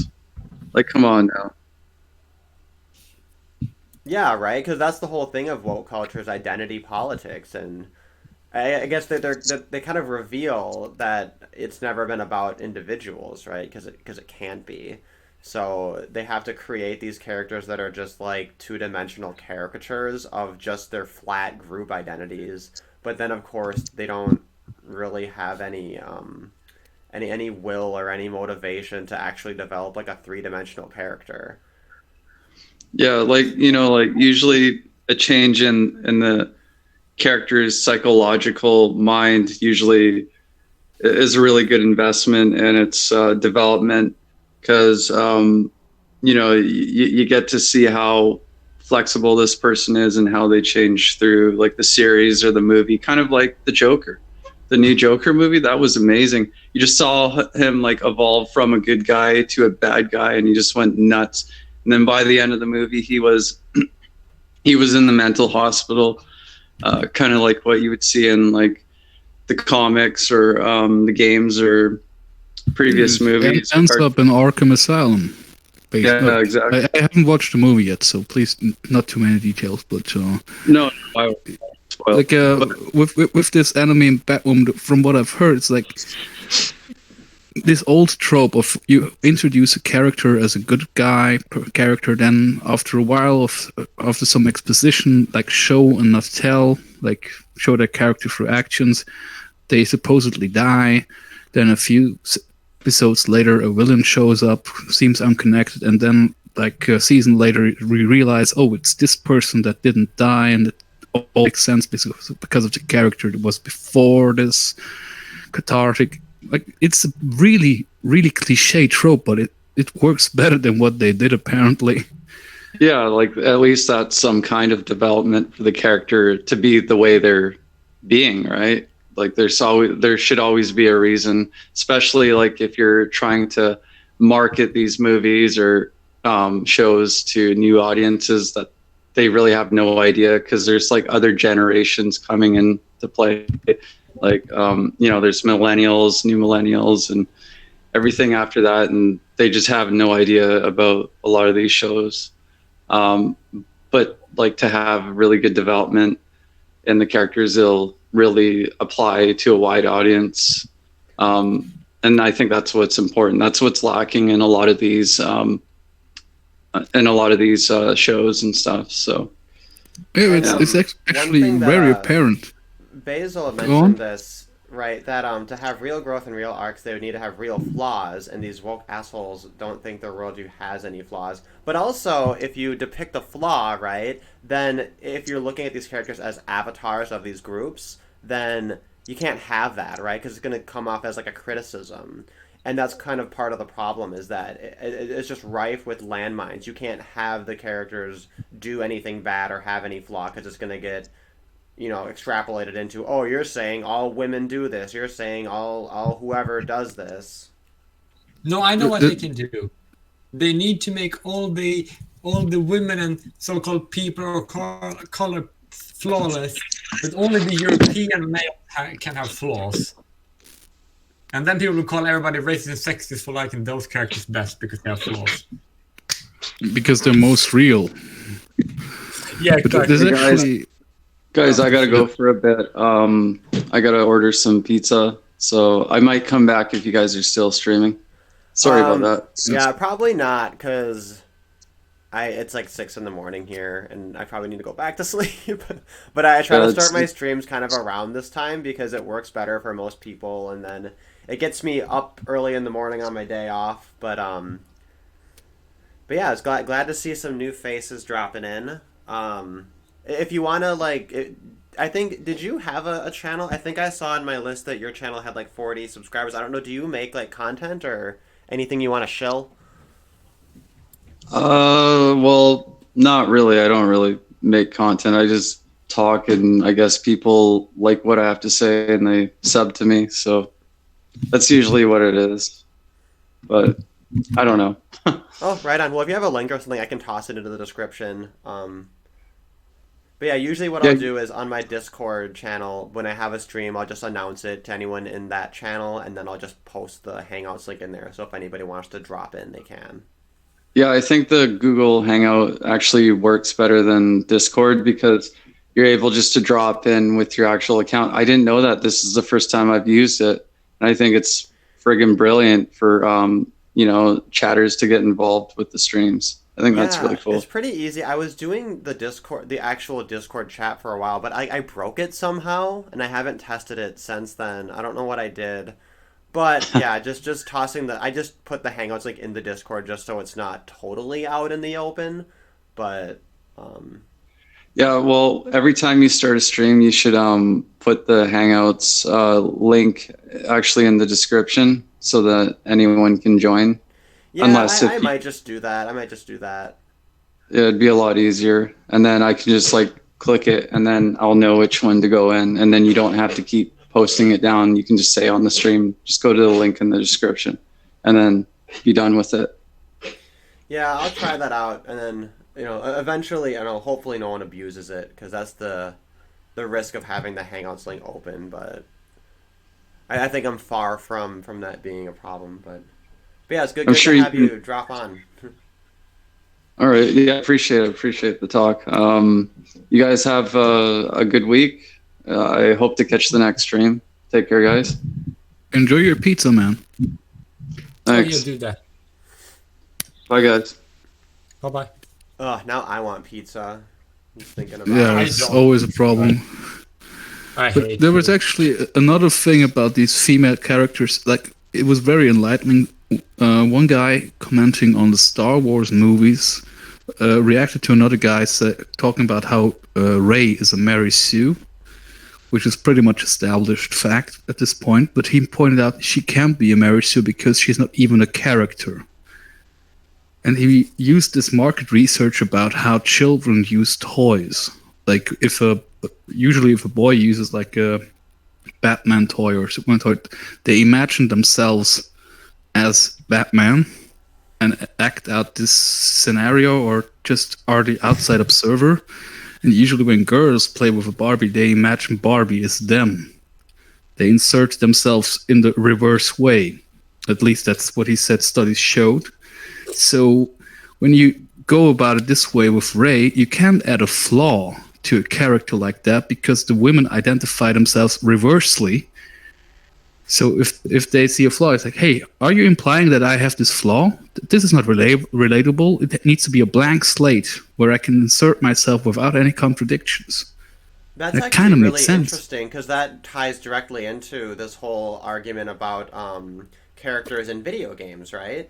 Is that the kind of more feminist angle of it is that they want to have these characters like reflect who they are as people, whereas most people who play video games they just kind of want to be that character. Or I'm trying to think. So you're saying they imagine themselves as the character, and that's the male perspective, but then the female version is they imagine they are the character, right? Yeah, kind of. They do the actual reverse. I play a video game and it has a cool character, and my mind always goes into I'm this character now while I'm playing it. Even with Legend of Zelda or stuff, while I'm deep into playing, I'm trying to think that way, But the whole representation argument starts to make sense when you think about, oh, this character isn't fat like me. I don't feel this character is me. Right. Well, the other thing too, though, is so many characters. Like, there's this idea of like the default RPG character, right? Which is they're white. They usually have brown hair. You know, they're tall. They're fit. And like a lot of people point to that and say, "Oh, this is the mythic norm, right?" And you're privileged if this is what you look like. But I don't the look like reason that. that's so Absolutely. popular is because you can put that character in different scenarios and there aren't presuppositions, right? So it's sort of like anyone can imprint whatever they want onto it. So it's kind of like it's the most erased of the identities because once you make that character female, once you make them black, once you change them in some way, once you make them fat, like now we think about those things because like those sorts of identifiers like have like ideas around them that just don't exist otherwise. If that Yeah, makes it's also sense. the old games usually had a mute main character. Like you didn't read or like- hear what the character was saying. You only saw how people reacted to that. Like that reminds me a lot of Earthbound. Come again? Ness, yeah. Earthbound, have you? I suppose Ness, with yeah, Earthbound dark- though, they're children, right? And that's an important thing that makes it very different. Oh yeah, but he has like brown eyes and like brown hair. But but the storyline is about growing up, so it kind of have to be children in that case. Yeah, and I never finished Earthbound, but I saw like the last boss of it and everything, and it has this like really, really dark kind of subtext to it that's very interesting. Yeah, most definitely. It does. Earthbound is one of the most darkest Nintendo games that have ever been produced, if not the darkest Nintendo game that have ever been produced. Actually, I Well, gotta I think remember it's that another one because I like to Oh, I have right. RetroArch on my Android, so sometimes I like to do a little bit of retro gaming, and I think Earthbound is one that would be actually fun to play on your mobile, whereas other like RPGs can get annoying if they have too much of like a dexterity element to it. Yeah, I guess so. Like for in me, Chrono when I- Trigger when you have to catch the fucking rat and like trying to do that on a touchscreen. Like Oh god, like, I wouldn't even like. I don't like playing on phones. I like to only play on computers or the television. yeah. Yeah, Like, I I really want- I hate want- that touchscreens have become like the norm. I wish I had like good old buttons on my phone. I like touch phones, but I don't like playing games on those. I actually, a friend of mine bought like one of these devices you can wrap around your phone where you have like a controller. That was kind of okay. Oh yeah, I've seen those. I've seen those for sale, but I don't know. Like I probably wouldn't buy one because I don't really know when I'm gonna do this on my phone. Like I have with my consoles, I have my computer. But I think if you want to play a game with any kind of specific control, you can't do it on a touch screen because there's no haptic feedback like you have from buttons and joysticks. Yeah. It's also like fun of it, in my opinion. And I don't like to do it with my fingers that much. It hurts. It's fun to use the keyboard like a console because at least then I can like relax more. And it's a big screen. Not to mention that. It's a big See, deal. and, that's why I prefer using a controller because I like to just like sit and kind of be comfy and not have to move a lot. Whereas if you have like mouse and keyboard, it's not as comfy. But partly that's like my setup is like really retarded because my apartment's not like big enough to have a table. So Hong Kong, like you say. Yeah, for computer gaming, you kind of have to have a comfortable chair. Not a comfy chair, that would be impractical. And Like I do yeah, that. But it's just one problem. If you look at here, I can show you that. You see this? My chair, these armrests, they are like, you can't, if you have the perfect height for your chair, you can't get as close as you want to. But if you want to like go down, it's going to fit too deep, and then my arms get too. that's why I Look how removed the big. armrests on my chair. What do you say? I removed the armrests on my chair. I think I should do that. I think I can do that. Yeah, I've seen actually. It seems like it's rarer and rarer for chairs to ever have like armrests. Armrests are dead technology now. Also, it prevents me from manspreading, which I really don't like. Yeah, that's good. Good. We'll crack down on that. We should send you an award. Wait, does it prevent you from masturbating? No, manspreading. You can masturbate in an armrest chair, I think. I'm pretty sure. I never tried. I'm gonna reattach the armrest just to make that scientific finding. Looks like it would be uncomfortable. Inquiring minds are asking and to figure out, can we? Can we what? Can you masturbate with? Will the armrest get in the way? No, it doesn't get in the way. Trust me, I tried. Life finds a way. Speaking of good old character development and everything, I am going to rewatch Farscape. I decided. Oh, beautiful! I should do that too. At least like twice a week for the past like couple of months, I've been like, I should rewatch all of Farscape, and then I just don't. And then today I was like, you know what? I'm gonna rewatch it. I gotta put that on my to-do list. Like, I also have Lex the Dark Zone on there, but every time I mention it, nobody knows Lex the Dark Zone. Yeah, I've never heard of that one. No, we don't. Lex the Dark Zone? It's a semi-comical, pretty bleak science fiction. Lex the Dark Zone. It's just a TV show. Like German-Canadian co-production made in English with a wimpy main character and a sex slave who didn't get her brain reprogrammed in the process of becoming a sex slave, and she used to be fat. And there's an undead guy, pretty goth. It's actually just really good show, actually. I don't know why nobody ever saw that. Like, it was on television when I was a kid, far too young to watch it. But this does look cool, actually. Oh, and it says more like this, Farscape. That's why it reminded me, because it's kind of like a more adult Farscape. Oh, I see. In a way. Yeah, what's even this? Pictures are wild. Like, there was actually a pretty funny episode where they land on a planet of monks. And they're all gay. It was pretty out there back then. No way. So they foresaw the homo state. Kinda.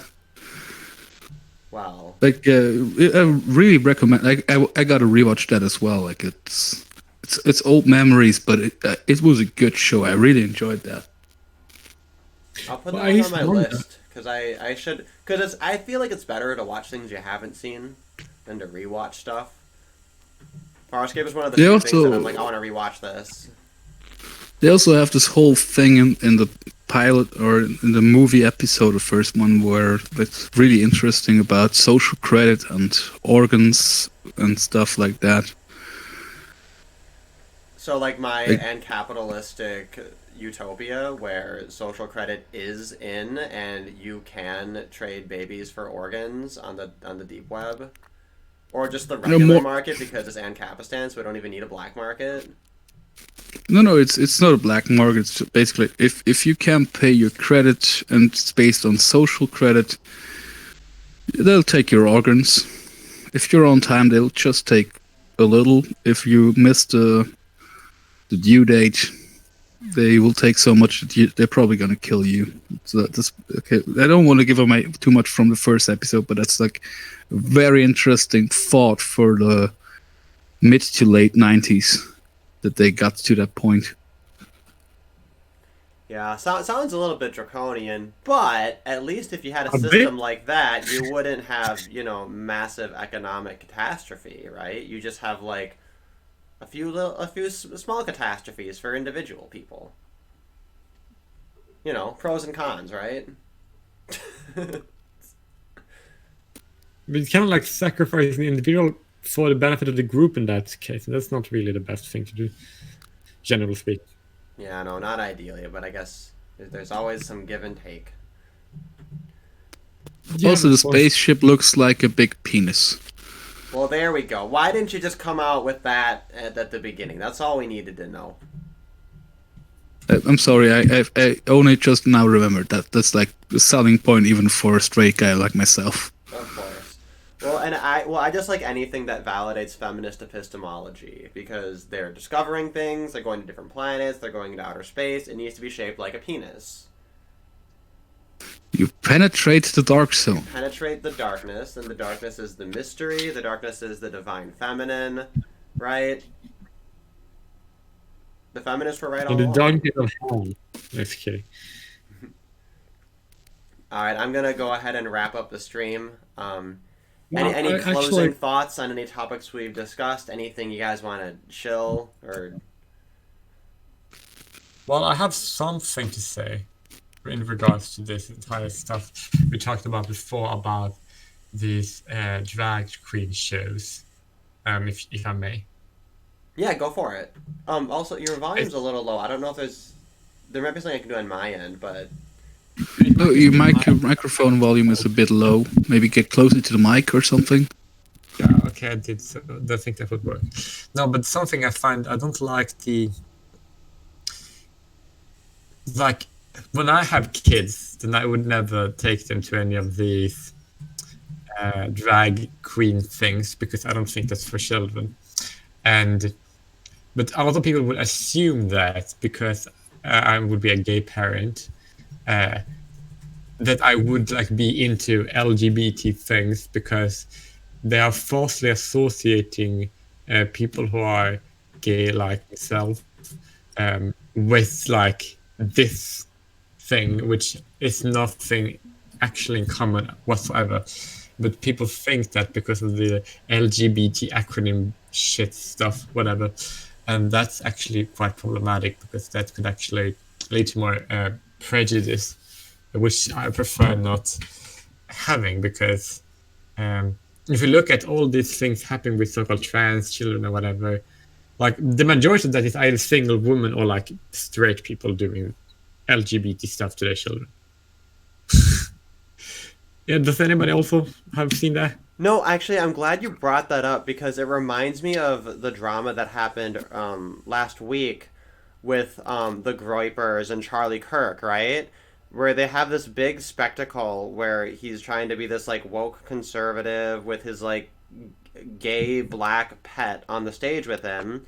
Oh, And all yeah, the Groypers so- are going up and asking him, how does anal sex advance conservatism? And like, it's just so stupid all around. It's like anything that's done in the name of alphabet people is imprinted onto like, oh, the gays are doing this, and just this like simplicity of people's mind that they can't understand that there are people who don't support that, like the tokenism of it. But what's worse is like you have it from both sides, right? You have like this standard SJW progressive weaponizing of it, and then you have like even the conservatives entering into that and playing that game and validating it. And like Yeah. Such a stupid virtue signal, and it's so common.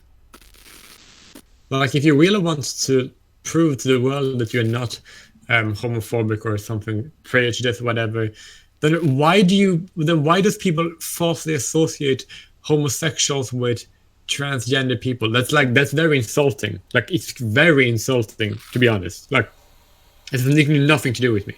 Okay, I have no problem with people being transgender, right? That's okay. Some people are, it's just the way it is. But it's a very big but, is that me being gay have actually nothing in common with them being transgender at all. Yeah, I think it mainly, like, not mainly, but a large part comes from people who want to kind of virtue signal the whole list of LGB, blah, blah, blah, alphabet people. They kind of want it to be one thing they can support so it doesn't get complicated. Like, all the gay men I know in real life are not fans of how pride marches look in my country and in Europe, except for some countries where they're pretty normal. And they don't... Portugal is one of the safest country in Europe. And Portugal is a country where they're actually working on advancing parental rights to gay couples. and that's something that most people in there are on board with. They're like working on setting that into laws, and now they would have people who are gay would now be able to have children naturally, which is very good. So, and because they still and that's not the case in most of Europe. So Portugal is one of the soon to be the most gay friendly country in Europe. The other ones that are the most gay friendly countries would be Ireland, Netherlands, and Hungary. Yeah, it's actually pretty gay friendly in Switzerland. They're just complaining that they can't get married in churches right now. No, and then we can't have kids in Switzerland either. Yeah, well, you can technically. Well, they wouldn't recognize it yours. So if you have a kid and there's no like legal document recognize that kid, it's very easy for lesbians. I think it's not like gay men are allowed to adopt, but there's scrutiny there. There's still some work to be done. Yeah, but I don't want to adopt. I want to have my own kids. Yeah, it's most of the people around it, if they want to do that, they just go outside the system, because surrogate mothership is not really that accepted even for straight couples. So you as a gay man, you kind of have to have a woman in your circle that will have your child and then not want to keep it. There's still some work to be done, which is why I'm kind of annoyed that the loud people in the community are fighting to be wedded in Catholic churches while there's still work to be done. See, and that's the thing, is that when people were advocating for gay marriage, I said the issue I have with this is you're going to have people who are going to say that churches shouldn't be able to deny services based on their religious beliefs. And everybody said, no, that's crazy, that's paranoid, that's never going to happen. And I'm like, no, like they're totally going to do that, and now that's what's happening. It's so stupid. We just need to get rid of the Civil Rights Act, need to acknowledge the right to freedom of association, and just let people deny services whenever they want to. So it's not a matter of religion. And then you can make a gay church. You can make a gay church for the gay weddings and don't let the straights in, you know? Like, it's so obvious what the solution is. And yeah, also, it's really... Go on. Like, I would never, force, a church to marry me, because I personally don't really care about getting married. Like, I care about being married. Like, legally, I don't really I wouldn't give a shit if it was no institution in the entire country I was living in that performed gay marriage, as long as I get to file a wedding, if that makes sense. Yeah, and it made sense to have just a legal distinction, because why are we using the same word for two different things? Why can't we just have a situation where the government cares as much about marriage as it does about baptism, you know? Yeah, exactly. It's so weird. Like, this shouldn't be. We should have secular. That means separation with church and state. That means that the state cannot force the church to open the doors for people they don't want to wed. That's just because you cannot advocate for secularism, like the Democrats are doing, and advocate for church must have gay weddings, which they're also doing. That's a hypocritical statement. You cannot have that way of thinking. It doesn't go together. See, right? And this is the thing, right? Is that this is like the obvious libertarian solution to all of this, is you just separate the state from religion. Now, what happened was religious people wanted to have their cake and eat it too. They wanted to pretend that they were all for separation of church and state, and pretend that they're so tolerant, while they just secretly snuck their religion into the social fabric through government, not just through community and through voluntary means. And then people turn around and say, okay, well, we have this statist concoction of marriage, so now we're going to force your churches to provide these marriages to gay people. It's like, yeah, like, you deserve that because that's what you did. You put your religion in the public square in this way that you didn't have to, and then Christians turn around and act like they're victims and that they're being trampled on. And then when you have this conflict of, like, where is the new conservatism, it's so stupid, because, like, all they would have had to do is just not be hypocrites for like 5 seconds, and then we'd have all the solutions already. Yeah, the civil marriage is already a thing, and the gay people are gonna get. I thought they already had it in a way, and they're gonna get it like next year. civil marriage. Yeah, But they're civil already unions. they've been fighting for church marriages for years now, and it really reached a point where I thought, like, why do you only attack the evangelic and Catholic churches? Why the fuck is nobody advocating for imams forced to wed gay couples? Like, that would be an interesting show of force. There were actually an imam who did wed two gay Muslim couples, and they were really happy. But then a lot of Muslims on Twitter wanted to be killed. So even imams have been willing to do that without any government enforcement. So why the fuck do people have to force Christians to do it? And also, who wants to be wed by someone who's doing it against their will? Yeah, What kind of weird? If they think it's a sin to be gay, it's a pillar of their faith. Well, maybe not a pillar, but it's a very strong act in their faith to think that being gay is a sin. Why would you want to be part of that club? Why would you want to reform that club? Like, if there was a club who hates tall blonde guys, I just would say fuck those guys. Exactly. I'll make my own exactly. club. But this is the thing: is that nobody is willing to say that because we've all been indoctrinated into thinking that there's no such thing as a right to refuse service. Discrimination is so bad, right? If you get rid of this idea of civil rights and protected classes and everything, then it's just going to be Jim Crow, even though that literally is a complete non sequitur. So, so what they end up doing is they take gayness and put it up on a pedestal, both sides, right? And this is how you end up with this question of how does anal sex advance conservatism? The obvious answer is it doesn't. And that's how liberty works, right? Is nothing in particular advances any certain social agenda, and that's the way it should be. But like nobody can answer that because nobody has the basic common sense outside of basically libertarian spheres to say you can't force people to associate with you. You can't force people to provide services for you. And also, it's also quite hypocritical to say that you can't force me to love this person instead of this person.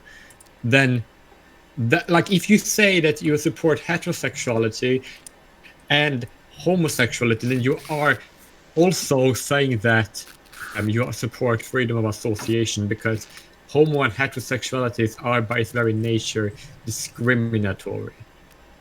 Because if you, for example, say, no, you can't refuse service to these people, okay, then why can't I use my body? You must force you use your body in service of these people by the state force of the law, okay? Then what's stopping people for saying that, oh, you cannot discriminate? Someone wants to have sex with someone who look like you, then they should have to. That's the same thing. It's like saying you should be raped. It's like this basically saying that you have no right to your body, so your sexual preferences are discriminatory. That's exactly what the logic when the people say that sexual preferences are wrong and all that, which is getting more and more and more common amongst the left for some really funny reason, because they claim to be against rape culture, which is quite hypocritical too. So that's very problematic, because that just means that, like, they're basically saying that they should be allowed to rape people.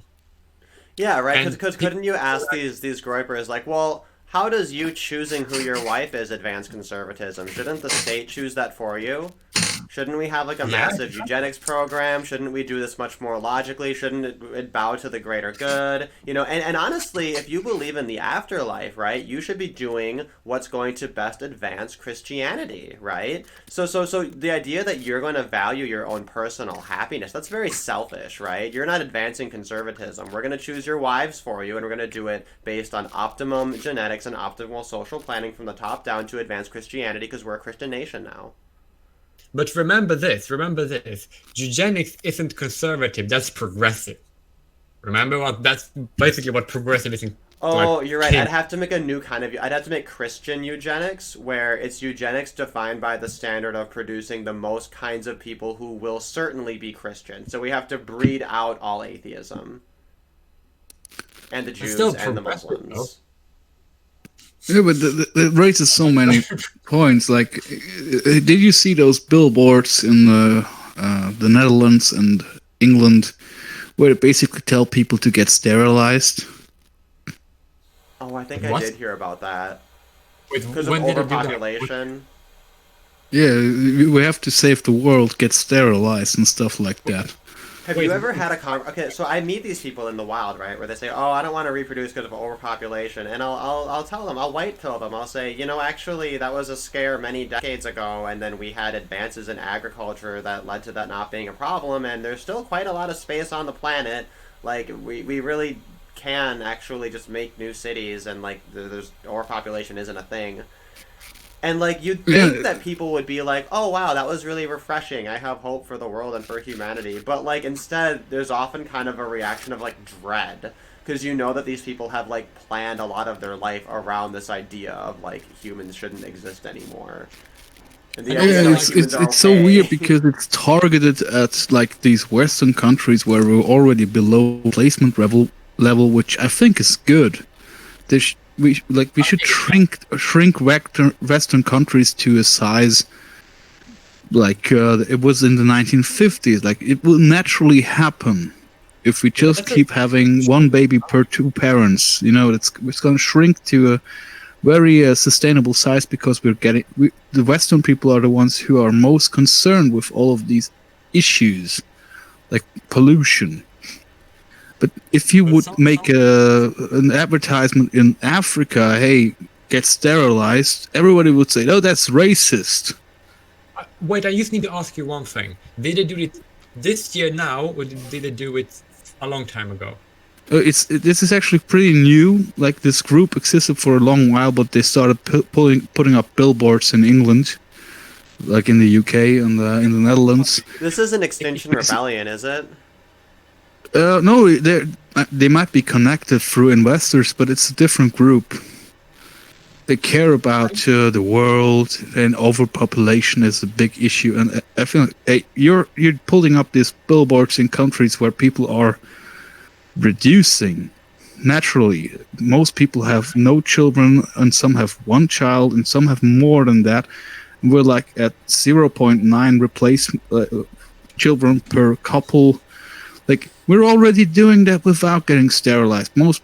A lot of people get sterilized after they have their first or second child. Like you don't have to tell us that. We are not the ones overpopulating the earth, and even overpopulation is going down. There's still more people, but the rate of having more people is going down. Like it's not even. It's a problem, but it's not that big of a problem. But like something I've considered is that if you don't want overpopulation, then there's a very easy fix to that. You don't take in any refugees at all. Well, I wouldn't say refugees, like migrants, economic migrants, like refugees. People they love to mix up those terms in the media. Very painful. I hate when people are doing that. But I'm talking because about if someone's fleeing war, please give them refuge. If someone's fleeing poverty, that's not really a reason. Like they need those young, strong men to build their country. No, if you send them to our countries, that's not going to help your country. They're just going to send money back, which goes to the government that's already fucked your country over. It's bad. Yeah, it's very silly. But so I actually saw a modern acrobatics show. I think you saw me post about this. It was like a very, very abstract modern acrobatics show that I unbeknownst to me was actually about migrants and about people drowning in the Mediterranean Sea. So I was like, okay, I've never seen like a political circus before. It was very well executed, very, very interesting show. Definitely unlike anything I've seen before, but like they always have to blur the line between different kinds of people fleeing, right? And they do that so that every single person who's trying to get into Europe is, you know, somebody who's in a war-torn area that totally fled there when like they're not. Like the ones who are able to get that far are the ones with money, right? Like it's very exactly silly. But it's also the thing I think about is that if the same people want to take in like refugees or pretend refugees and migrants, and they still want to sterilize people in the country, then what they're doing is, by definition, advocating for the genocide of the native population. There's no other way around it. Sorry. Yeah, no, and a lot of people push back on that. They say, "How dare you use the term genocide for that?" You know, It I is, though. say It's- fine, we'll call it a soft genocide, but that is what is happening. Like that's a demographic replacement, and I don't think that shouldn't be controversial. It's and like the pushback to me is very weird. It's just it also ties into this whole all cultures are equal thing, which no, they're not. Yeah, I would There's never say some that. pretty bad cultures in the world. Like the fact that we are so eager to take them in proves that we have something they don't, because they don't accept people from the neighboring country into theirs in many cases, because they have race wars in Africa, or the remnants of those. Like there's some really bad blood from previous civil wars where you basically have different ethnic groups of Africans killing each other. Well, I have actually lived in both Mozambique and South Africa, and I can confirm that that thing is you are very much on spot. You're right. You are right. That's true. It's sad. I don't want to be right. I wish I wasn't. Wait, did you say that you went to South Africa or you lived there? I lived in South Africa and Mozambique, but I will go and live there again soon. You're gonna go back because I was listening to that guy Serpenza and he was saying, "Don't do it. Don't go to South Africa. Everybody says that it's really nice if you stay in the right area." And my friend got murdered. Yeah, I know. I have, but I don't want to like. But I used to move to, like I used to left for France because I wanted to get like a study something. But then I will go back there because I have all my friends. And I don't want to go to live somewhere else.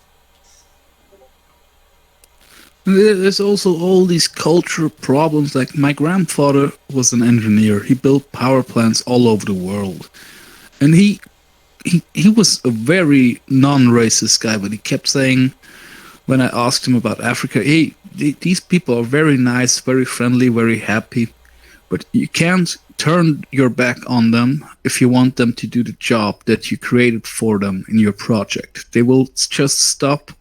Worst case, steal equipment.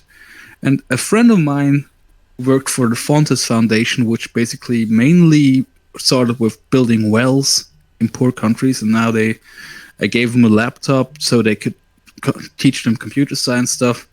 And he went to another city for one day with the other people. He came back, the whole computer lab was cleaned out. They didn't even realize that these computers were gifted to them so they could learn to do something nice. They just saw the possible benefit of selling those to someone. It's anecdotal. It's anecdotal, I know, but it's just that was like 50 years in between my grandfather doing projects with power plants and my friend doing projects with development aid, and it's still the fucking same. I think I know why that is, though. I think the reason why is because very much in Africa is that people thinking like they only think it's like fast to get money fast and to like quickly. They don't think like long term. They think short term. It's quick gains, and then the next quick gains. They don't think about this thing. I give it to me now, and I'm not. They're not taking. It's not, and that's not Africa. I've seen the same thing in Europe when people say, "Oh, God, I need that. I'll take a loan." Like they use that, and there's something to do. Low IQ people, sorry to say, tend to be more of this thinking short term. I need that now. Give me it, or they don't without thinking of long term sustainability. I'm sorry, but I think that's the case. And if people are like that, then they are not really going to change unless they are. Yeah, well, and that's another statement that I think is like it shouldn't be controversial, but I guess it is. Do you think it's a racial component? Well, I mean, there's a correlation, right? Yeah. I mean, unless they get good education, we can't prove that. Make of that what you will. You know, it doesn't have to be. You know, because it's kind of like you're not even allowed to point out that there's a correlation, right? Like that's where we're at right now. And Yeah, I we- try we- to just take the conversation just that far, just to say there is a correlation. Like, not going to comment on what to make of that, what it means, how it's caused, because that's not my expertise, and I'm not particularly interested in those questions. But I am interested in the fact that you're not even allowed to say as much as there is a correlation. Yeah, I just think it really ironic because I keep making the argument about education having to happen first to even make that judgment. And in the case of my friend, they took away the means of education, part of which I donated. So But that's because it's like fast money rather than long-term sustainability. It's just like this quick fix, not very well thought. I need money now, so therefore I just take it now, and then I do the next thing to get money again, rather than to just, oh, why can I invest this to like really to create something that's going to sustain me in the future? And that's just. And to answer the question, if I was asked before, do you think it's a racial? I think that there could be to a certain extent, but I don't think that the racial gap is like that big generally. I do, but if you look at what people of European descent have said, like that men can have periods, that race and gender are social constructs, and the French president saying that patriotism is upstart nationalism, and like it's just that so many things that come out of what Europeans then have said that make me question the whole race and IQ argument, if that makes sense. we are getting dumber. That's It's not sure. a bad argument. I mean, yeah, I guess the proof is in the pudding, right? My phone is going to drive me wild. Sorry. Anyways, yeah, we were on the topic of racial components possibly being the cause. Well, I mean, this- the thing is that's the entire question, right? Is the causation versus if it's, quote unquote environmental. Which that was one thing Ashley had pointed out, is that when they say environmental, I guess all that really means is like non-genetic or not explained, right? And it's more of like a logical thing, kind of like with the gender pay gap, right? Is they just kind of assume anything they can't explain must be discrimination.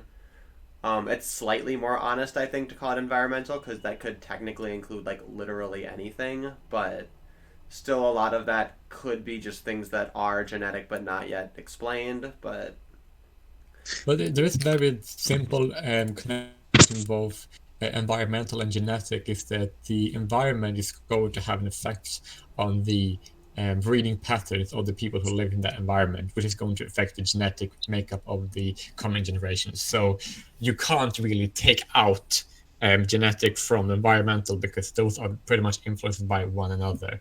And what kind of genetics is going to be of the people, right? That is going to influence how those people act, and if those genetics are spread out in society, then that's going to influence what kind of people that are running a society, and that is going to have a very big environmental impact on the society you're in.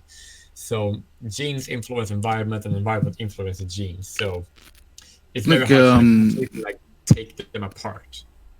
If you went for an extreme hypothetical, like you actually went into Africa, sterilized 10,000 people, and gave them European babies to raise, I think the result would be pretty much the same.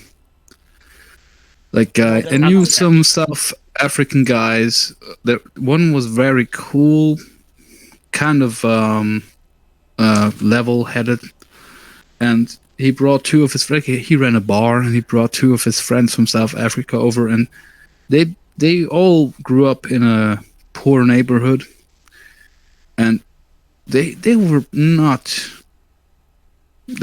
behaving well. Like this one guy, he even kept picking fights with people because that's how he survived in his youth. And I was like, hey, do you realize you don't have to do that around here? Nobody has an issue with you. And if you didn't tell them you were South African, nobody would even know. Like, there's all white guys. Like it's. I think the imprint of where you grow up with, what culture you grow up, is much stronger than any genetic factor. Personally, But I don't know how we can, from the outside, influence that to better countries or cultures where that is not the case. Like in Europe, like we can Europeanize these people. Like the English kind of did a good job with some Indians by just giving them a forced education. I'll be the Which I first to don't- white knight for Britain. I think what they did was mostly good. Like people like say, oh, what Britain did was awful. Like bringing people like all these medicines and modern technology, and like it's like no, what they did was for the most part okay. Now I'm not going to say what everything they did was like bad or like good, because you know they did somewhat abuse like Indians, for example. But like you know, I don't think that what they did or was entirely bad. If that makes me racist. Well, the thing is, though, is and it's by a standard of kind of a moral absolute. Whereas if you're comparing them to other people in that time period, and even the people who would like the victims of whatever ill they did, like tables turned, they'd be doing the same things in most cases, right? So, I guess it's kind of relativistic, but there's really nobody's totally good like in any of human history, you know. Right. But I definitely think like to help certain the main issue I realized a few days ago is like we have this strong urge to help people that are impoverished in a bad situation. We'll give them outside commodities like clean water, electricity, and as soon as the groups that gave them to that leave, it deteriorates in a few years. Because I know why. Well, it creates population booms in Africa, right? They because they'll get the food in the short term. They'll think things are fine, but it's only temporary, and it's actually creating more suffering. So I think that it needs to completely be cut off. People need to completely stop trying to help and intervene in these other countries, or at least industrialized versions. Like I'll come to the conclusion there that sending foreign aid to Africa is a bad thing, because that just means that more poor people are going to have more poor children, rather than poor people are going to have be better off. And if you just give money to a problem, then how are you going to, like, if you give people money to just buy things, food, right? Then where they're gonna work to earn their money was. Like, you can't just keep giving them money like forever. It's just not a good idea. Yeah, that's how white people tried to fix Africa. And honestly, I got my fingers crossed for the Chinese. I think when the Chinese take over Africa, I think they're gonna fix it up. I think they're gonna feng shui it a bit. Yeah, I think I'm white pilled on that. Maybe that's misguided. Maybe that's really ignorant. But I don't know. Could it get worse? I don't know. Like we should stop a lot of European. Go on, Honks. It wouldn't be even as bad as if they actually gave them like the ability to function on their own afterwards. Like, yeah, sure, give them a little bit of money, but don't leave them with just the money and an ability to like function properly on their own. Like they should be able. You've seen the YouTube videos where they dig up a bunch of clay and build a wall, an underground pool, and like you grab plastic bottles and fill it with like shit, and you can build a wall out of it, and just like all this like cool stuff you can just do, and it's like showing them how to build a cistern, like what even the Egypts knew was a thing. Okay, but the main issue I have with the relationship with Europe and Africa, like about chicken legs. Ever heard about that? Chicken legs?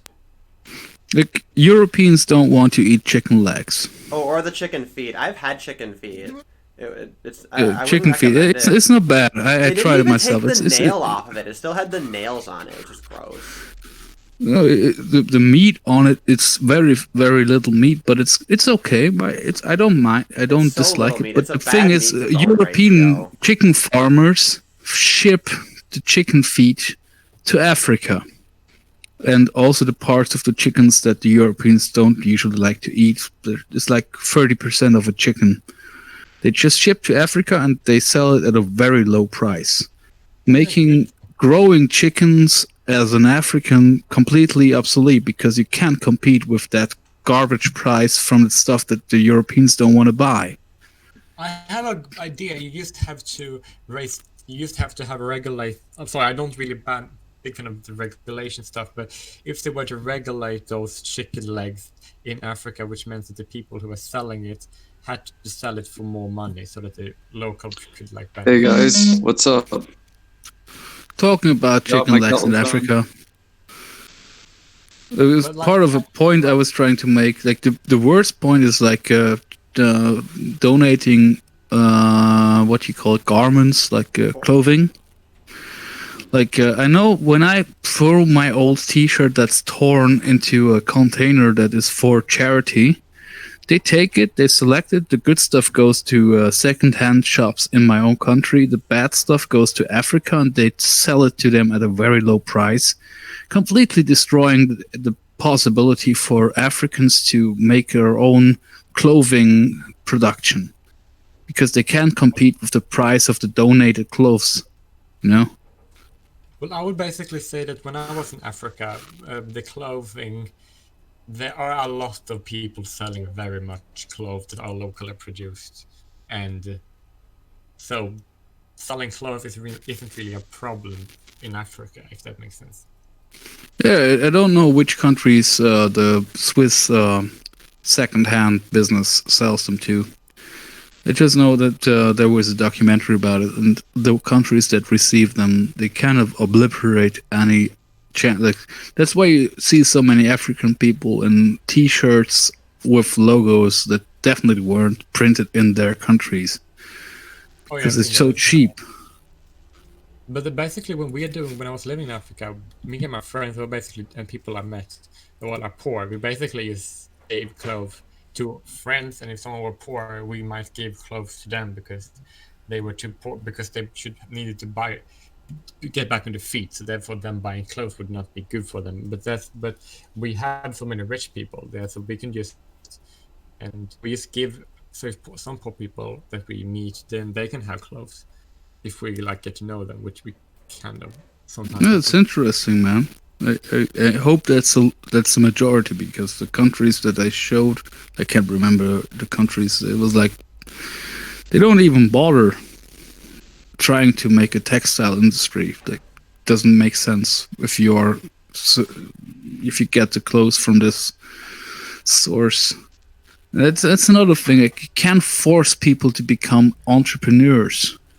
They kind of have to have that idea themselves. They kind of have to build it themselves. Well, one thing too, though, is now that is one thing cryptocurrency can actually help them out a lot with, because it gives them a way to trade with people and to get money back. Because so many of these problems are just caused by the way that their governments control everything and shut everything down. Oh gosh, that's true. 100% accurate. You couldn't be more right than that. Yeah, literally, Coca-Cola and Bitcoin could just solve all the problems in Africa and just turn all of Africa into like a wondrous capitalist metropolis. Well, not really, because in South Africa... Calzone, guys. Calzone. Hey, that looks good. Calzone looks weird, but bon appetit. Oh. It's a calzone, look. Damn, that looks good. Looks like you got spinach in there. No, it's bacon, pepperoni, mushrooms, and green peppers. Oh, so like a supreme. Actually, yeah, that's good. that sounds nice. My favorite is pineapple pep with sweet corn, or any kind of corn. Corn and sauce. pineapple. Is this a mukbang now? Yeah, there we go. Bonus mukbang. That's what we should do. Is every person's camera should be a different genre of YouTube. Someone can mukbang, someone can do a shopping haul, someone can do a makeup tutorial. Is mukbang just showing what you eat? I've never understood that term. Yeah, a mukbang, usually it's people who are like incredibly fat. They're adoringly called death fats, and they just eat a bunch of disgusting food on camera, and they make a lot of like smacky noises for that ASMR effect. Like they lick their fingers and stuff like that. All that smacking. Yeah. Oh, that's gross. We should have people a group like that. They like to watch it. Oh, you're gonna make me sick. I'm eating here. Somehow this started in Korea, which like you Nothing wouldn't to think see Korea here. would I'm be the eating here. place. But also, What about Korea? Oh, just mukbang. It comes from Korea, and I don't understand how that, of all places, you know what I mean? Like you'd think it would be like some anything's fat supposed to like make American thing to be like, ah, I got my pizza and you watch me eat 3 of them. It makes sense, sort of, because they eat lots of like gross, like live food. So it would make sort of sense, I guess. It does make more sense for like an American to start it, but Like I it's can fun see with like exotic food. I can kind of see that. Yeah. I think that part was more for the males because I remember in the times before Facebook really took off and stuff, when we already had like mobile cameras, digital cameras. My then girlfriend and my friend's girlfriend, they would photograph their food even though they didn't have anywhere to post it. Like posting food stuff is a female thing, and posting people eating gross stuff is probably more of a male thing. It's like yeah, an but extension of that.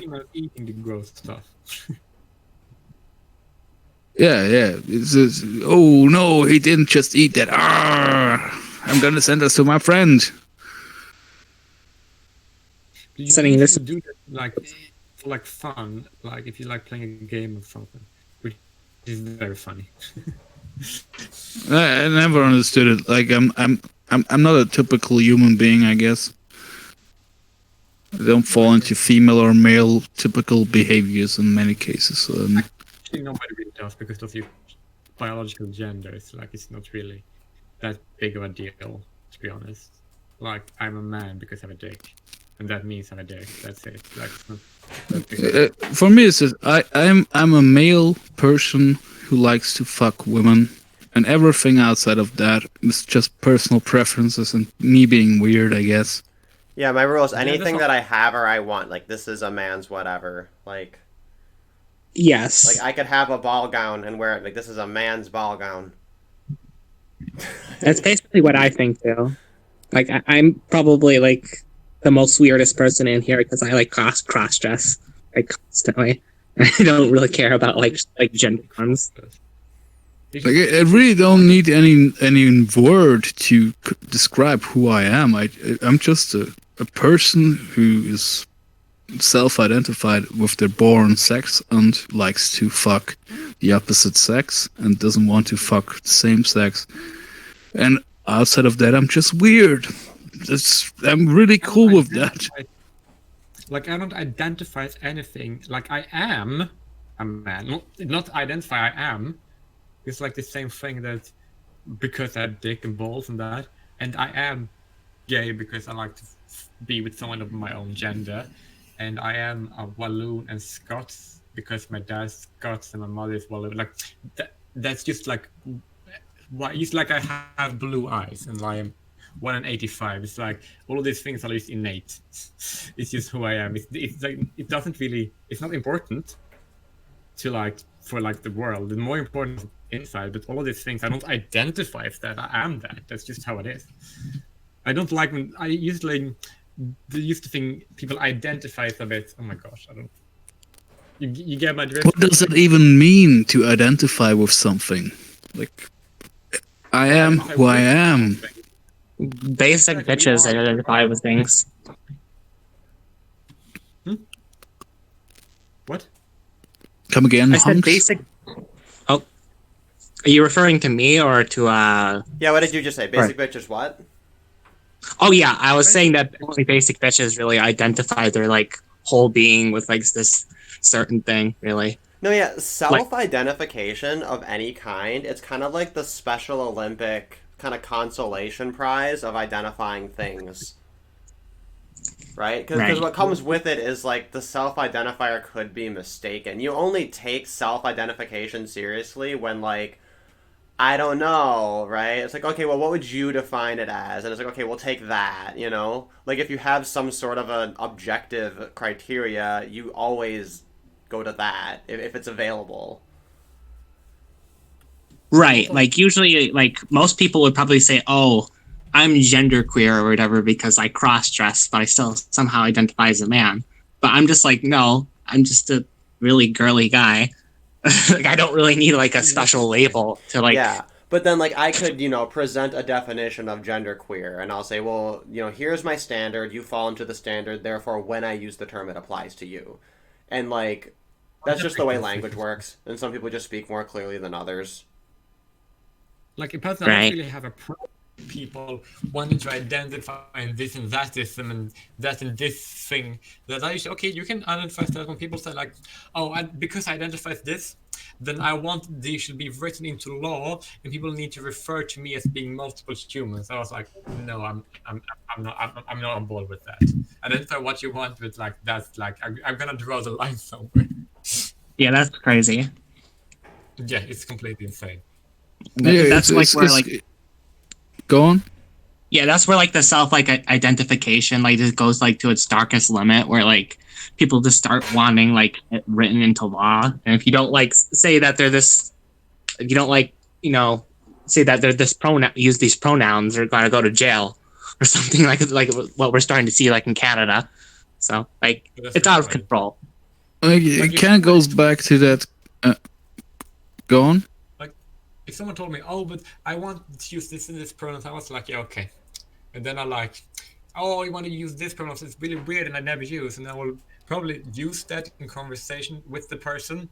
But I was like, so like drift away from like having something to do with them like altogether eventually. Oh, that's actually a sad part of that. I never realized that. Like, it kind of goes back to that conversation 2 years ago with Blair White and Ben Shapiro, where they argued about the social usage of gender pronouns, where even Ben Shapiro agreed that he would probably tell people to talk about her. Can I butt in for a sec? Yeah. Sure. All right. You guys remember what Blair White said like about Jessica Yaniv or whatever about being able to be trans or to get on hormones without getting like a diagnosis. That's obviously a lie. That's obviously a lie because I live in Canada, and each province is different. Each province dictates to different laws, kind of like the U.S. So not every province, like the state, is the same. So for the trans process in Alberta, where I live, for you to go through all these processes, you have to seek counseling with a gender therapist and all this other stuff.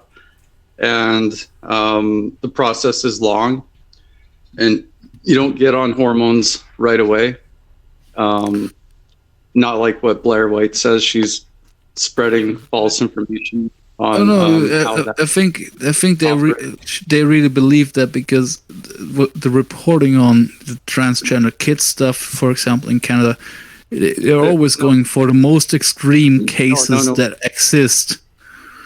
It's like, there's this area of Canada, and then they say in Canada there's that thing. Like they're not lying, No. They misuse language. Listen, I'm just trying to speak here. In Canada, like the U.S., there's a lot of similarities when it comes to allowing people to transition. And in Canada, in Alberta, you have to go through certain aspects of the law to change your name, and you need doctor's letters from like endocrinologist and other sort of medical outlets to actually get your name changed and all this other stuff. Well, but wait a minute. I think there might be different standards for some of those, right? Because to get hormones is one thing, right? But then just to change your name and your gender, like I think that's what Yaniv did, right? Is like Yaniv at some point shows the document and says, all you have to do is fill out this form, and that's it. And like No, that's the same thing that Lawrence no, Sutter no. did. But like I said, every province is different. You can't just say Canada just does that. That's more wrong. Canada. Well, it's simplistic. But a lot of people do that. But what did Blair White actually say? No, Blair White doesn't live in Canada. I live in Canada, and trust me, I've gone through the process because I'm a trans guy. And but what she's referring to, like you're referring to what she said, just to clarify. No, she's basically saying that you can get on hormones and you can change your name right away, and that is Canada. And she was just emphasizing that being all of Canada, and that's just not true. That's probably that might be true to BC, but it doesn't apply to every other province. So there's one place in Canada where that's true, is what you're saying. What's that?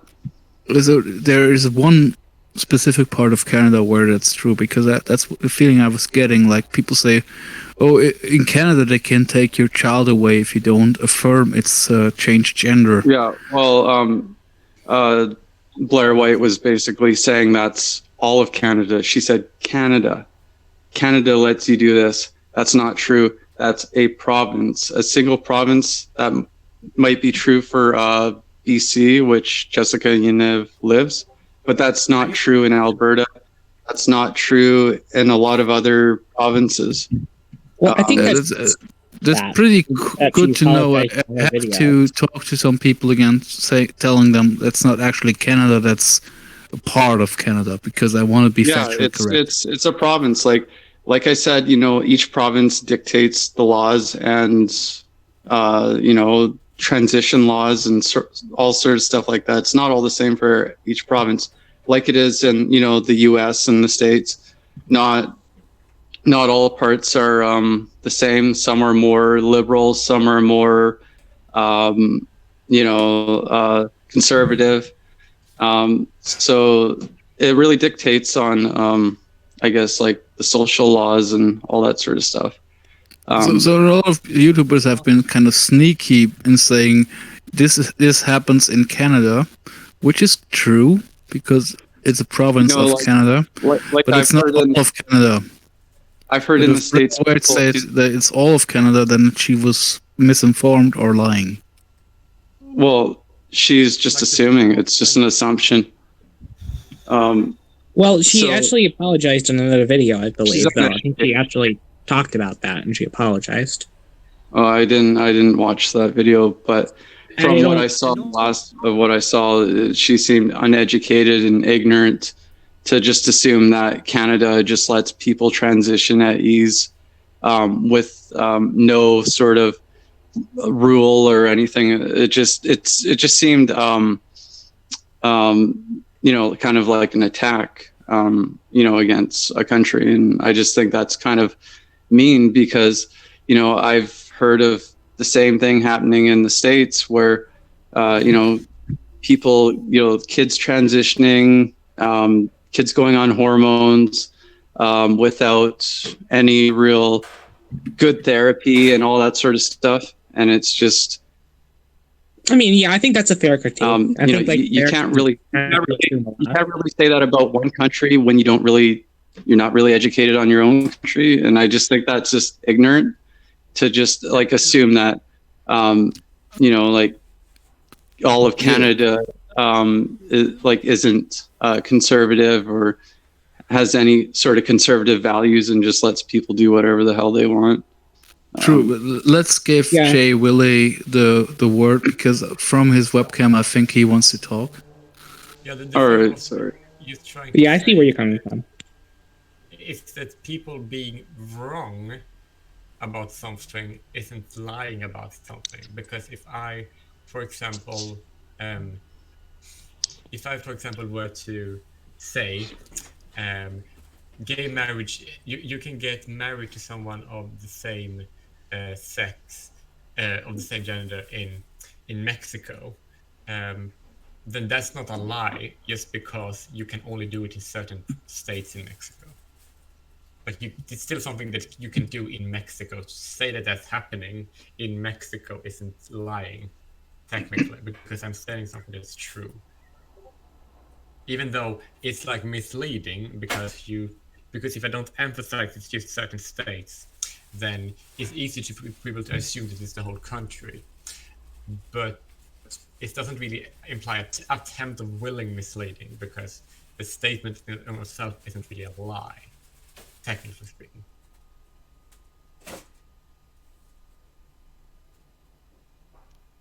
Yeah, I can see where he's coming from, though. Like, it is somewhat of an assumption, I suppose, at first.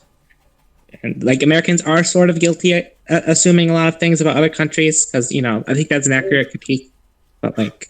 True. Yeah. So true. Go on. Yes. It's kind of misleading because it happens in Canada. That statement is true, but when you frame it like that, it sounds like it's all of Canada. I get that now. Like, I didn't even think about it too deeply when I heard like ignorance. Like, I'm not saying that everybody thinks that, but I just think it's good to like educate people about that. Yeah, but like it's still something. Go on. I'm actually kind of surprised that I heard that you would be transgender because you really sound like a male. So that's good. Yeah, I'm not the only one that sounds like a male. There's lots of trans guys that have a good male voice. So that's true. But it's we all don't. Like, we all I don't want to. Munchkins. I don't want to sound like a dick, but taking testosterone lowers your voice quite quickly. But taking what's the other fucking? I can't think of the word. Estrogen doesn't make your voice higher in the same speed. Like it's kind of like I don't want to. Yeah. Like it takes more time. The testosterone puberty is more intense, I suppose. Like it's nice for the trans men, but it kind of sucks for the trans women. Like, but that's just biology. Yeah. Like you can't be mad at biology. Well, you can, but it doesn't make any sense. Well, no, you can always just get like the surgery, the voice surgery. So it's not like it's that big of a deal. Honestly, and also a lot of trans women, they still manage to sound pretty women, even though I've gone from female to male, but I've been on testosterone for like 7 years. Yeah, I would have never thought that you were a woman before. A femoid. A femoid. Well, the like enemy, if you look at my I'm just kidding. If you looked at me and my bone structure, you'd be able to tell. But the voice is one thing that changes. Not everyone's voice changes equally, but there's a lot of trans guys on YouTube that sound exactly like me. If not, they got deeper voices. My voice is more. My voice is more soft. Like my voice is more soft. Like I don't have a deep voice, but it's soft, and you can tell that it sounds male. So, but yeah. I would have thought. But yeah, testosterone doesn't really at least I notice with trans males is that it doesn't really change the skeletal structure really, because like once the bones harden, you're not really doing anything with them. So like I still have small hands, I still have small bones. My face kind of sucks but still looks kind of feminine. Besides like the facial hair and all that sort of stuff. But like I'm not delusional or anything. Like I'm aware of my features and stuff. So yeah, but it's I think the voice is because the whole voice apparatus is cartilage. That stuff regrows at a very fast rate, so it can adapt pretty quickly. I don't have a visible Adam's apple, but my voice did get like deeper, but that's about it. And facial hair. Adam's apple. What's that? I don't have a visible Adam's apple either. I don't even take hormones, so it's okay. No, my Adam's apple is pretty high up, so like I think I have a pretty deep voice for the fact that it is high up. But yeah, the cartilage can grow and the tissue can change because of testosterone, but estrogen doesn't really do the same thing for male to female, so they just kind of change their voice. You could definitely tell in the video if you saw the whole thing. Like I'm talking like a woman right now, and once he gets angry, it's ma'am. Like you know, he literally looked like I don't know, he dressed like a 16-year-old girl, like a Britney Spears outfit or something. I don't know. It was really ridiculous. He had a purse. And I'm thinking, well, that's such a manly man. Come on, like I'm sorry, but he's like the clerk. He's like 6 feet tall. Like I can understand, someone just like beginning their transition and being like misgendered.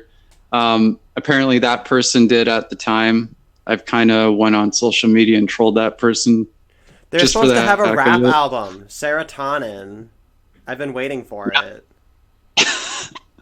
But anyways, this person's been on hormones, I think, for like 9 months now, has boobs, but feminized a little bit, I guess. But I don't know. In surgery, honestly. That person needs facial feminization surgery, I think, in order for that person to have a better life or something. I don't know. Get to even pass, really. Yeah. Because, for male to females, when they go through, like the stage, certain characteristics cannot change. And, especially, facial characteristics. And those characteristics differentiate males and females. Women... Women generally have smaller noses and lesser brow bossing, above the brows. If you ignore Greek women, that is, but that's another thing. And testosterone, when female to male, can sometimes cause brow bossing, which is good because it's a male characteristic. I even noticed it's kind of go on. Change the jaw structure too. If you look at, for an example, if you look at, female steroid users, they tend to have unibrow, an angular jaw. Their nose cartilage grows. They get brow bossing, and that's just over a long period of time of steroids. And they also start in puberty, like the sports women. Because pre-testosterone, your body's basically an equivalent to a 12-year-old going through puberty, and then it starts to change because the body isn't initially, I think, androgenic or something. I think that's how you say it. Androgynous, yeah, but basically children are kind of gender neutral. Not androgynous. No, not androgynous, androgenic or something. It's something to do with testosterone. You mean the male? Yeah. Yeah, like an androgenic physique is what's caused through testosterone.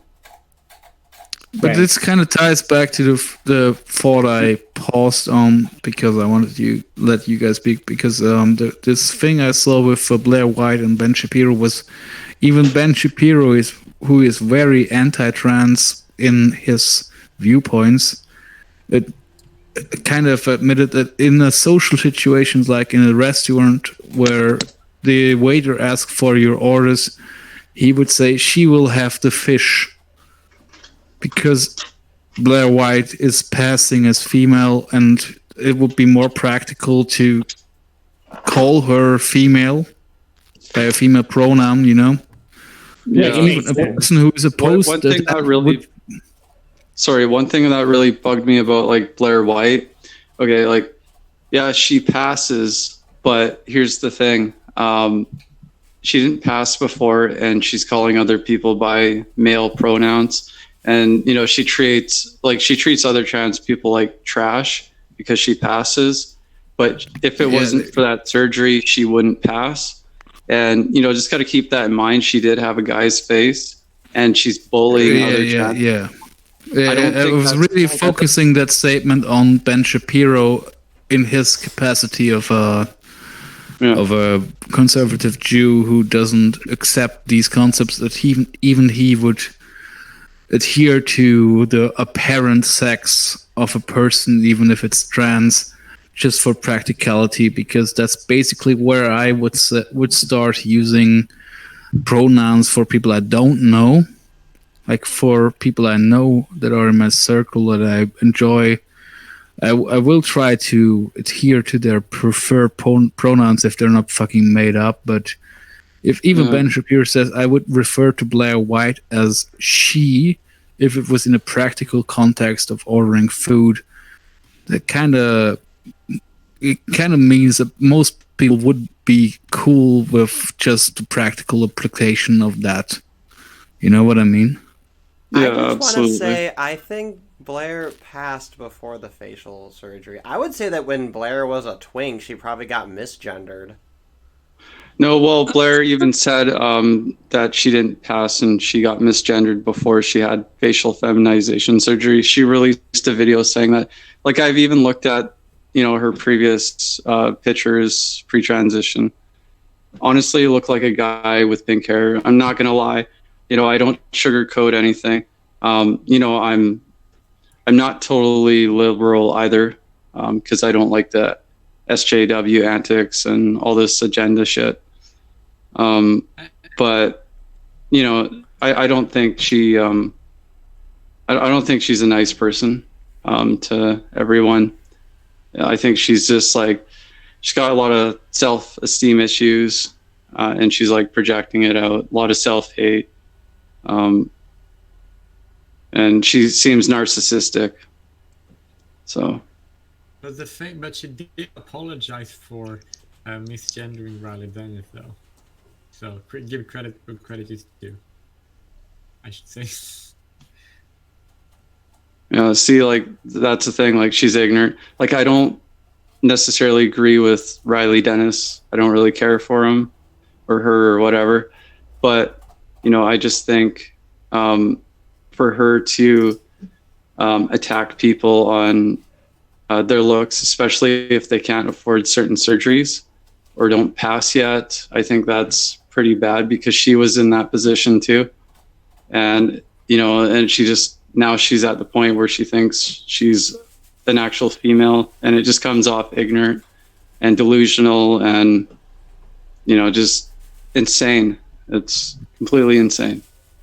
But something that, I mean, I actually did like one of Riley's Dennis videos. I'm sorry. Are you speaking? I'll stop. No, go ahead.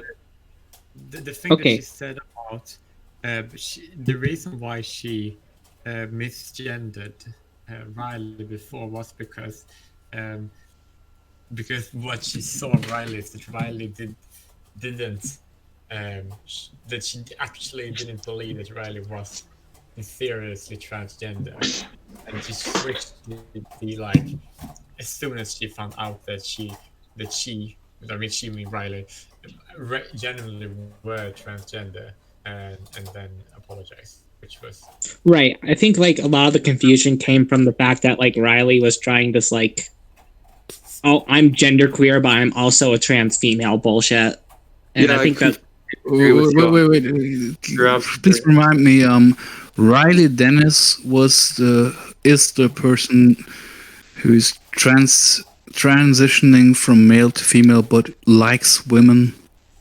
Yeah. Is that part of the issue? Like he's still into women? No. The problem was that Riley. I have no idea. A lot of people say that it's like autogynephilia, but a lot of that stuff isn't really targeted towards trans men, which I think is kind of dumb. The thing is usually even like a thing because like if they're willing to still like be a female after like their sex drive has like gone down because they've taken estrogen, like wouldn't that like invalidate like the whole autogynephilia fucking thing? Like I don't know. I don't know. I think it's just mostly just FM bullshit for the most part. Like it may have some like true things to it, but I don't buy it completely.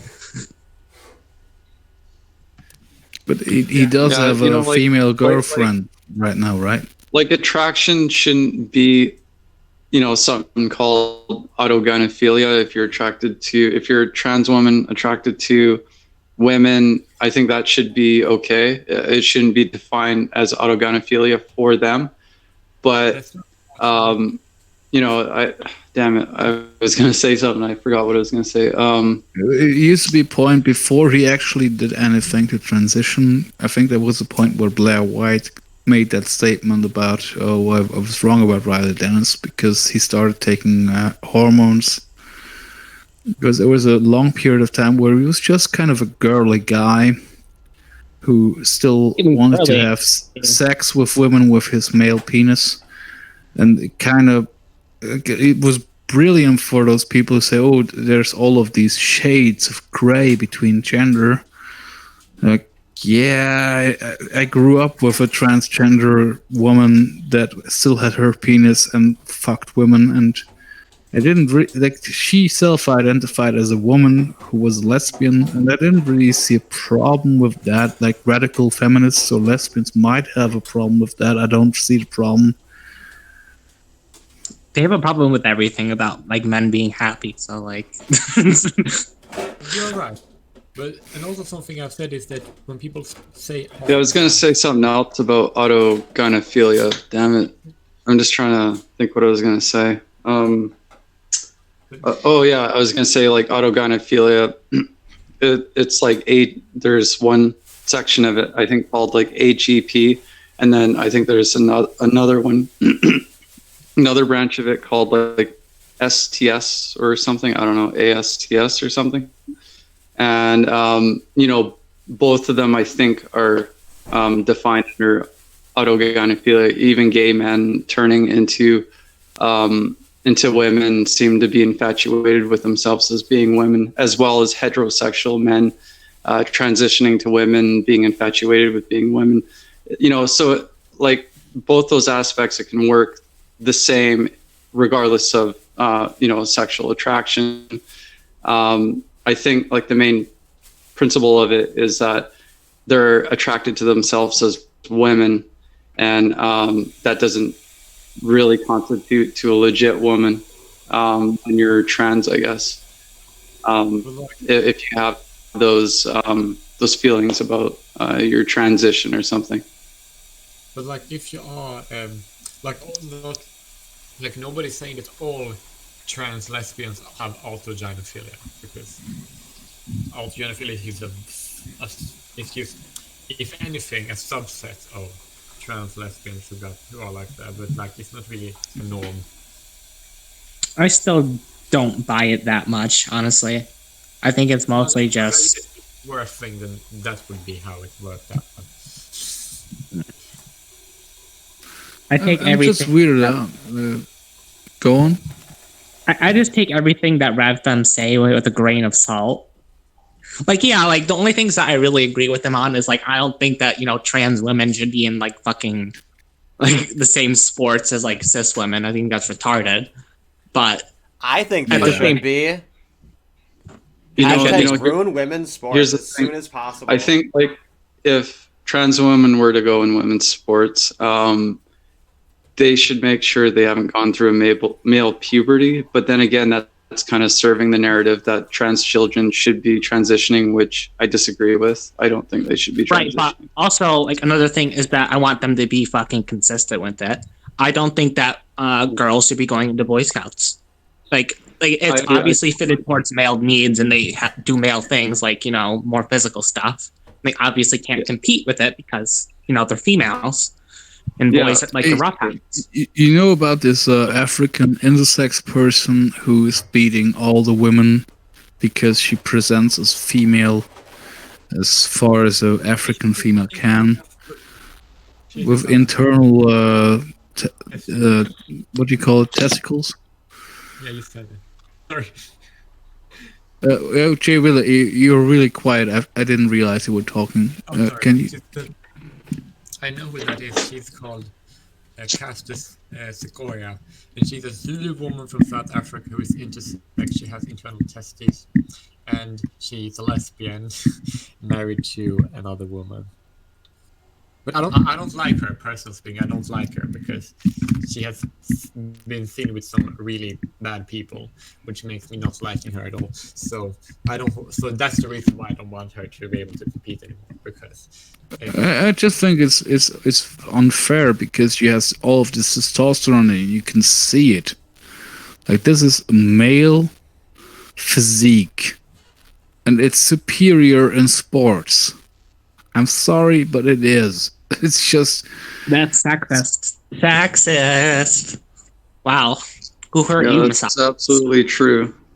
You know, Olympic sports isn't defined by hormones all the time. It can play a role if it changes the, physique, the structure somehow. But yeah, I don't think biological males should be competing in women's sports or vice versa. Biological females, trans, Right. involved in male sports Boy because Scouts. because of the height, the bone density advantage, everything. Yeah. You could really injure someone that way, so it's not Basically, not fucking ideal. ruined Boy Scouts. They basically ruined Boy Scouts for the boys, and I definitely feel less empathy for them when they get fucking shreked by these trans women, because you guys fucking started this. I totally agree. Yeah, they're crying wolf about trans women in women's sports, but then they don't really give a shit if they're ruining men's spaces, men only spaces, and men's sports and stuff. Nobody really cares about that. It's sickening. It's like double standards. It's so stupid. Right. That's why I always fucking ram that shit down red fem's throats when they fucking say that shit. Yeah, but it's just a biological unfairness.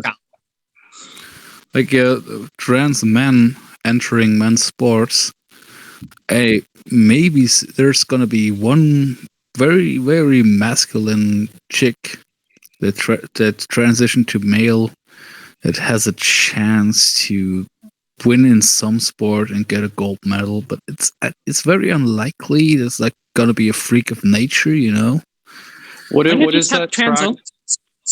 What is that track in field intersex female? What's her name? She's really tall and she's caused a lot of controversy. She's intersex. Oh yeah, the one who keeps winning, Rachel something. The African one. Rachel. Anyway, she's Rachel a biological. No, not Rachel McKinnon. No, it was this African woman or African. I can't remember the name. I think we're thinking of the same woman. She has balls inside testicles. Those are called testicles. Male testicles producing testosterone and a male physique. Doesn't have a female reproductive system. Has XY chromosomes, and everybody's just saying, well, she should compete because she has a vagina. That's a biological man born with a vagina. I'm sorry. Also, I think that even if they start hormones before puberty, the males still got to be a little bit stronger. I think that boys are still on average a little bit bigger than their female counterparts even before puberty. I think there's actually this is androgen insensitivity syndrome, or guys. It's it's even prenatal hormones already make boys boys have a larger mortality rate in the first 4 years than girls because of other issues. But my point is that boys even before puberty, the physique before puberty for average boy is already stronger and. Exactly. That's my entire point. Even before puberty, they're already superior physically. So I don't even know. That just invalidates on average. All of these statistics, you have to keep saying on average. Everybody knows that really butch girl that beat up the boys on the school ramp. That happens, but it's not the norm. It's not the average. My point is that it should be used against this whole transgender children narrative. Yeah, Tarrant. That's the person. Caster. Cast. I Semenya. said her name is Caster Sakura like 8 times. Oh, Zakar, like that was. You're just a quiet Each time I hear sorry. that name, it just, Can it people sounds like a hear me now? spell. It sounds like a magic spell. Like I'm afraid that like my stool's gonna start like floating if I say it too many times. I just want to take it back though Is to it all still of these. impossible to hear me? Yeah, I can hear. There's Perfect. But I just want to mention there's a lot of these like tradcon women who like to make a huge fuss over trans women in sports, and it drives me insane because these are like the same women that you'll tell them like, oh, okay, do you want to speak to any other issues in feminism, like the fact that men's issues are ignored? No, they don't give a crap about any of that. And then they'll be the same women who are all for like repeal the 19th, right? Like when confronted with this idea that, oh, well, if women can't have adult responsibilities, they shouldn't have adult rights, therefore women shouldn't be allowed to vote. They'll say, yep.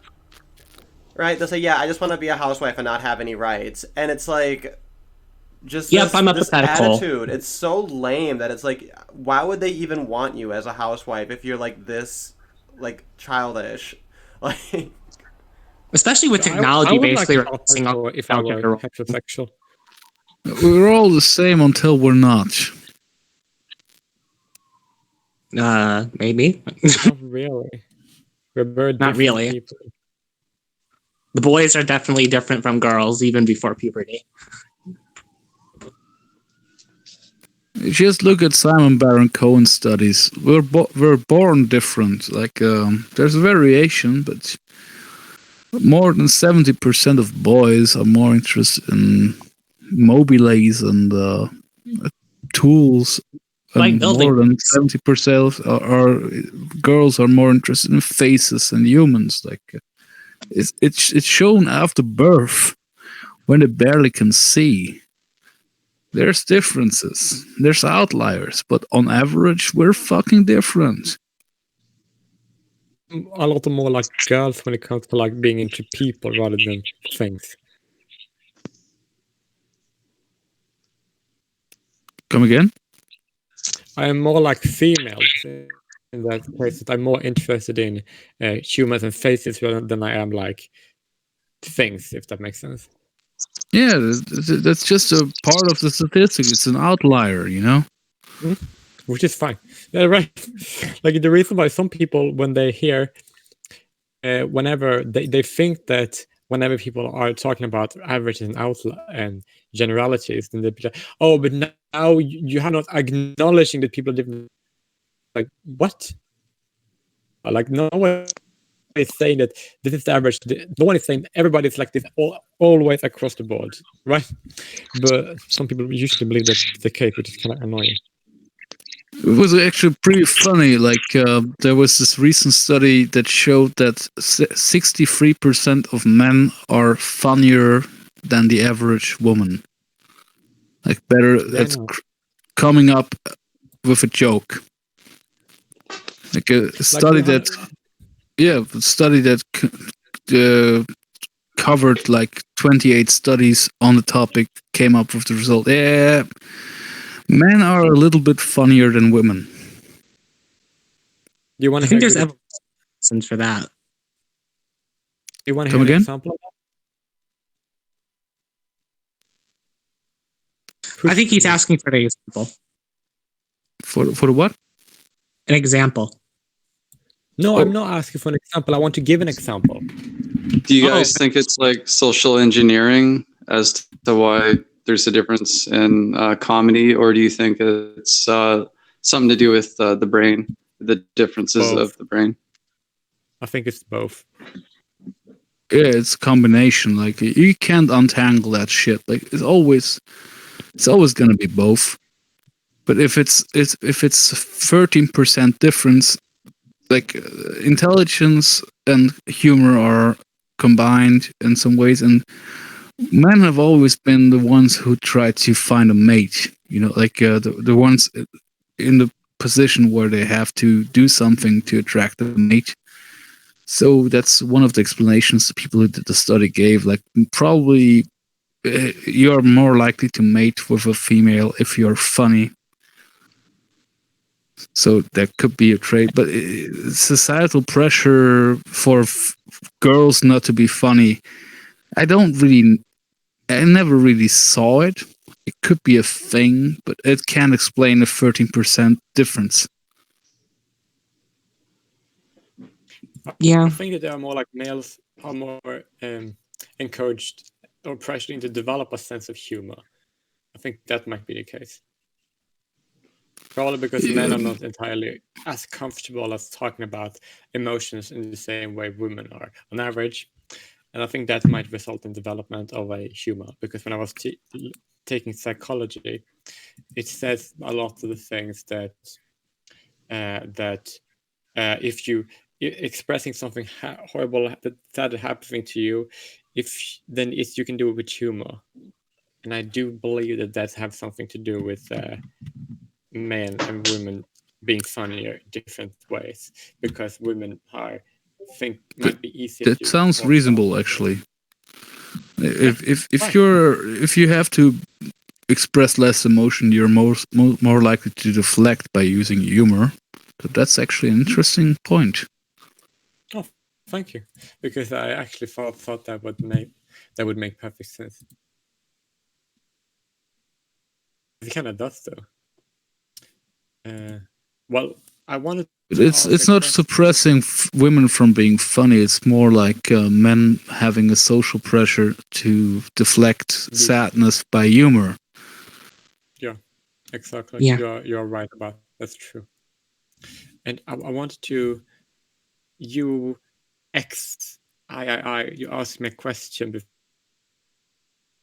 before, if that makes sense. Yeah, go on.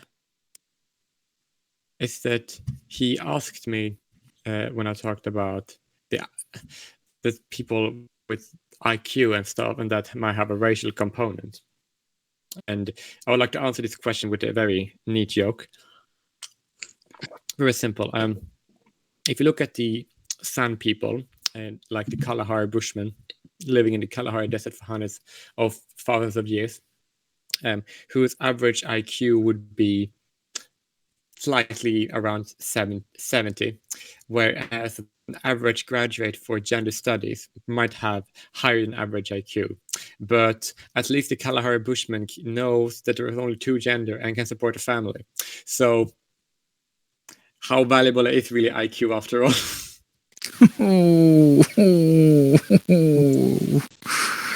It's a almost sick burn. Like, oh, it's basically people could be having high IQ and be intelligent and stupid. People might not be very intelligent, but that doesn't make them dumb, if that makes sense. Right.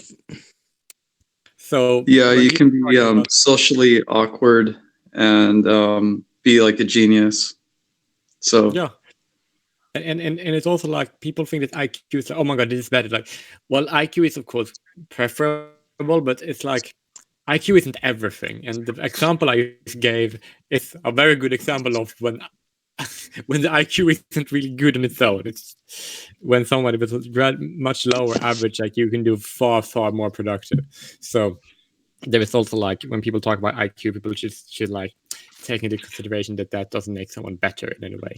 If you think about it. And please ignore certain results. Like there's countries like Israel where there's like over 30% of the population training their kids in IQ test question types, like matchmaking of shapes and stuff like that. Like they train them from early age so they will get a higher IQ score. And don't believe that the Israeli population has the highest average IQ. It's not actually a fact. It's just that they train their kids to pass the test as best as possible, which defies the purpose of the test, which is you see those questions for the first time in your life, and that test is supposed to measure how well you can cope with a question you've never been asked. You know. And it's here's the thing: you can be you can be intelligent and creative and everything, but you can also be at the same time not educated. Education, I don't think, really defines intelligence. Intelligence is a spectrum of, basically what you're good at, or what you're best at, and how well you do it. So I think like we should kind of like separate intelligence from education, though sometimes that can have a connection as well. I'm not denying that. Well, it's kind of hard to pass a higher education with a low IQ.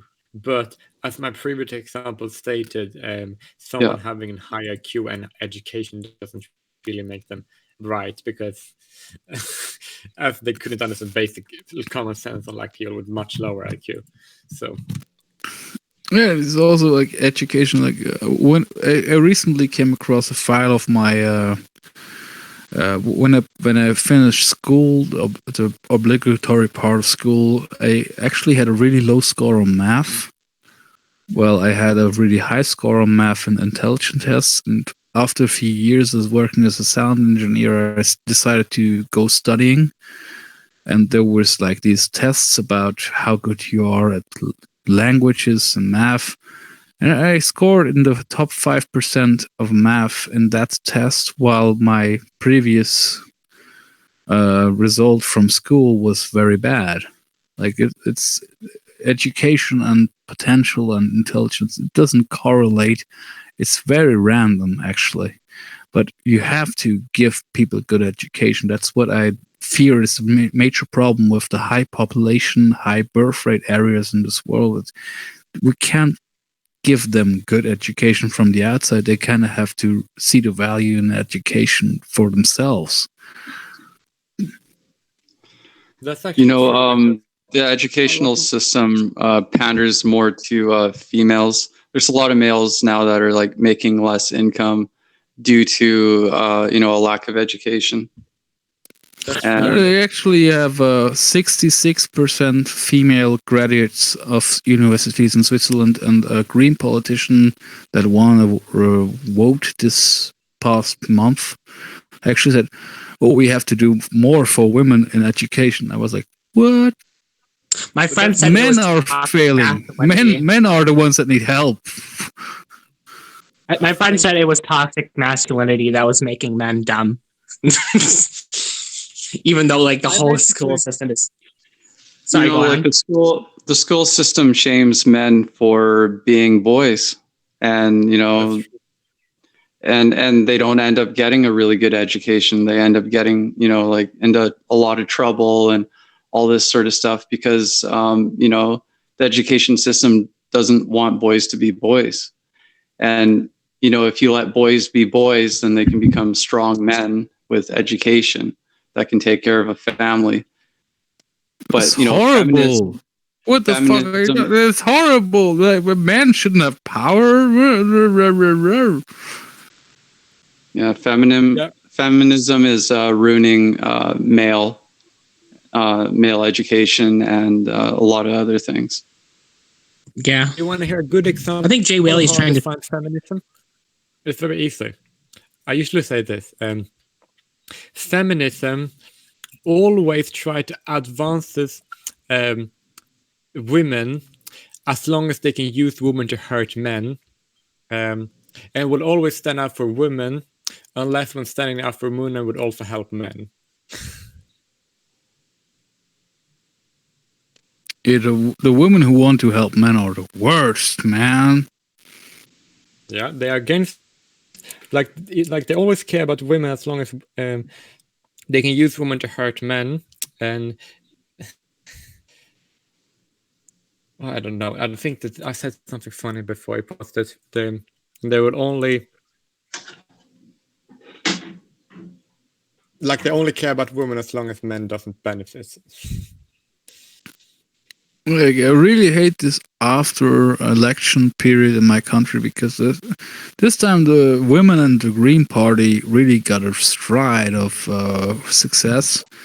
And they're all talking about, like, oh, we want to further women in education. I'm like, hey, yeah, but they're already up front, there's more women that succeed in education.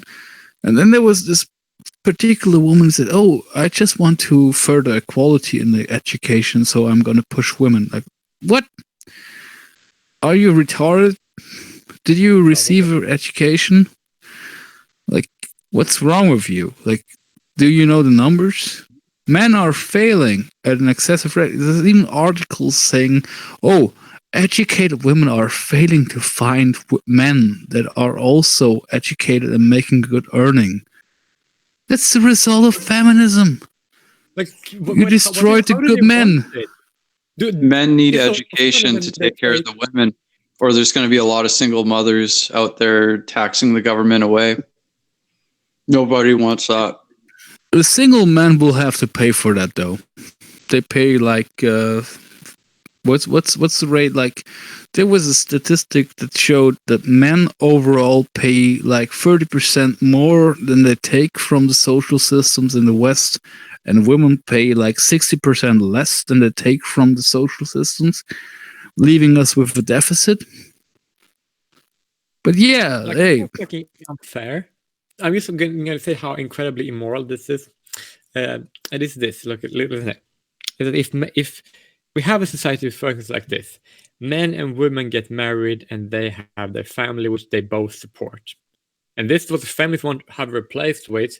Women get pregnant, she gets married to the government, and then all the men who doesn't have any children get to support those women. It's basically replacing men with the state as the parent and still taxing the men to pay for other people's children. So, and I don't know why any respectful man would ever be in favor of a system like that. Because I get to pay a woman for a child I didn't father and a woman that I didn't fuck and don't get to fuck. So she can have a life that feminists told her she wants, and she's unhappy, actually. Like, what the fuck? Men are retarded. But feminism Men are retarded. It's been about women being happy. It's been about using women to hurt men. That's basically all it is, more or less. And I want Spacepan to know it's the geocentric society. Yeah. I mean gynos or geocentric. Yeah, gynocentric. Yeah. I wish Black Patriarch was in here because I want as him much as he rants about lesbians, like he would have the perfect sentence for, like, I can't even formulate that. Like, he would probably have a perfect statement for that. Yeah, he's supposed to come in here for our lesbian question stream, but no time ever works for him. So we're just going to have to pick a time to have our lesbian question stream, and we're going to tell him when it is, and he can show up or not. I think that's what it's come down to. Next stream, just say lesbian question stream. Okay, he has to come on.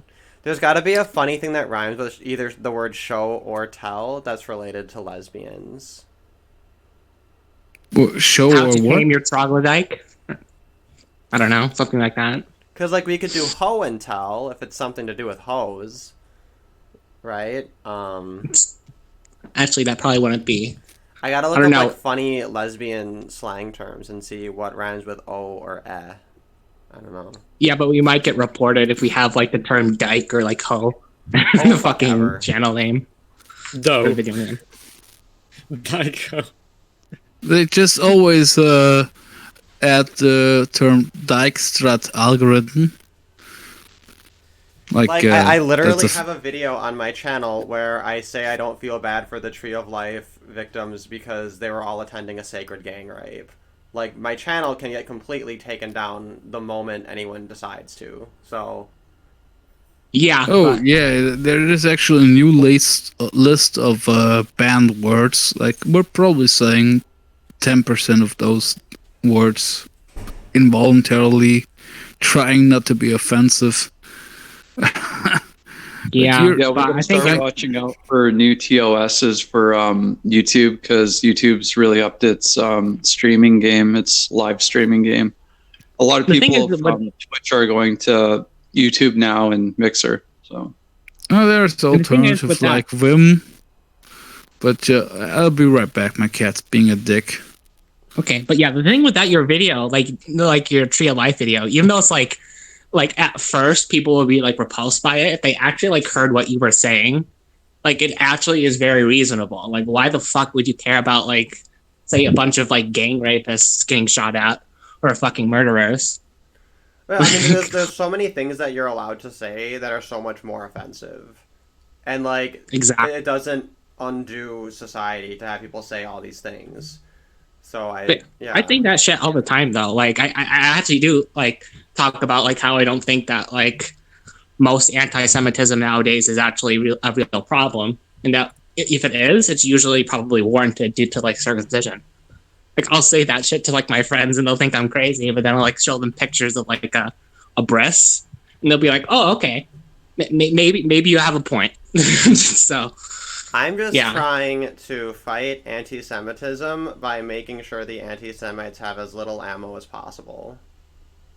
I'm trying to fight anti-Semitism by protecting little Jewish baby boys' penises. Yeah, And also, I think that's a pretty good. Like, it makes a lot of sense. But Like if I were unironic Semitic, I would not care. Can I throw something in? I just want to say, you notice like all these Christians, you know, like they're all focused on, like for trans people, they're all focused on trans women going into the bathroom and then their little girl or something goes in there. But you never hear anything about the other way around. About like true. little boys. No, that's what I always point out every time. I say, okay, so you're gonna send them into the male bathroom where they can touch your little boy, then, right? It's such a stupid issue. Like why do we segregate bathrooms at all? There's like literally no reason. Okay, I think it's the reason why exactly. Trans people should still be allowed to choose, if that makes sense. You know, like they're so focused on male to females that they don't give a shit about female to males touching their little boys or anything. I just think that's because they're gynocentric and men are retarded. Like half the problem of like all this gynocentrism bullshit in society is because of men, and this not being able to fucking admit to themselves that hey, maybe they don't care about other men and boys enough. Yeah, they're a problem because it takes two parts. It takes half the population, both parts, to play a game. You cannot just sit down because if something is bad in society for your entire gender, then your gender is partly to blame because they make up half of the fucking society. Same thing goes for any society where men or women are being mistreated. That gender is own fault equally as it's the others. It's same problem as with in Canada they can do this. Like men can do this, women can do this. Like most can't. Like fucking hell. How did we get to this point where we take these people seriously? Like if you analyze their points, it doesn't even make any sense on a societal level. You know, if they go like for transgenders, if they go to like the biological sex basis that one should use a certain bathroom according to the genitals, it's just going to lead to a lot of problems because, you know, you get a lot of trans guys like me. If I were to go in the female bathroom, I'll get kicked out. And then it'll just create a lot of confusion and chaos. And then they'll just think that a bunch of predators are coming in and all this, and it'll just get all confused. Yeah, but considering how much hormones a male guy has, a man has to take to even pass, and how much operation, after that, it's very unlikely he still has a operational penis to rape anyone. And it's very likely that after that nobody will say, "Oh, this is a man. Why is this guy in this female toilet?" Like, it's not gonna happen. Nobody's gonna know. Yeah, and also a lot of trans people, they used to look like the sex they are transitioning into. So nobody's really going to see that there is a trans person in the bathroom because they usually don't see if somebody's transgender just by looking at them. It's like, could this be a part of toxic femininity where the women just basically are super like paranoid about like supposed male violence that they'll basically be assholes and fucking cunts to other men or men just in general. Like say if they view them as bad. Based on that, so yeah. Like if you look at laws that feminists have written them, they've written as treat all men as potentially being the worst kinds of men, and that all women being innocent until proven guilty. No, wait, innocent even if proven guilty. Don't say that. That triggers me on that whole. What's the name of that? Chick who was you're right, prostituted Kate, at 16 years old, killed one of her Johns, and now she's free and selling her book. And she was on all the TV. Yeah, that's Centoya. Centoya. That's so bad. She should Yeah, be in jail. Fucking hell, she murdered a guy who didn't even try to rape her. Like The thing I hate the most about that is people juxtapose it with Brock Turner, which means that like not only are they making a stupid comparison, but like they're taking the dumbest take on two separate cases simultaneously. It's just like drunk hookup. Brock Turner drunk hookup. Nobody was sober enough to give consent. Nothing bad happened. They say, "Oh, this guy should be in jail for life." This chick murdered a guy. She fucking said to her whatever friend or mother, "I executed him just to watch him die." Also, a 16-year-old. Then everybody smears him. Everybody smears him as a pedo because he was getting sex from a 16-year-old girl who was pretending to be of age, and it's like, it's clearly a 16-year-old girl is the absolutely same. basically an adult. Yeah, she's like physically... girls start puberty way earlier, so like it's actually fair to say that I'd say actually that the age of consent for girls should be lowered to 16 because they stop puberty at 16.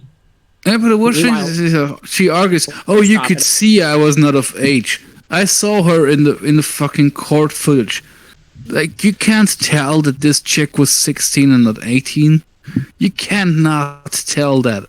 I know 40-year-old women who look younger than her."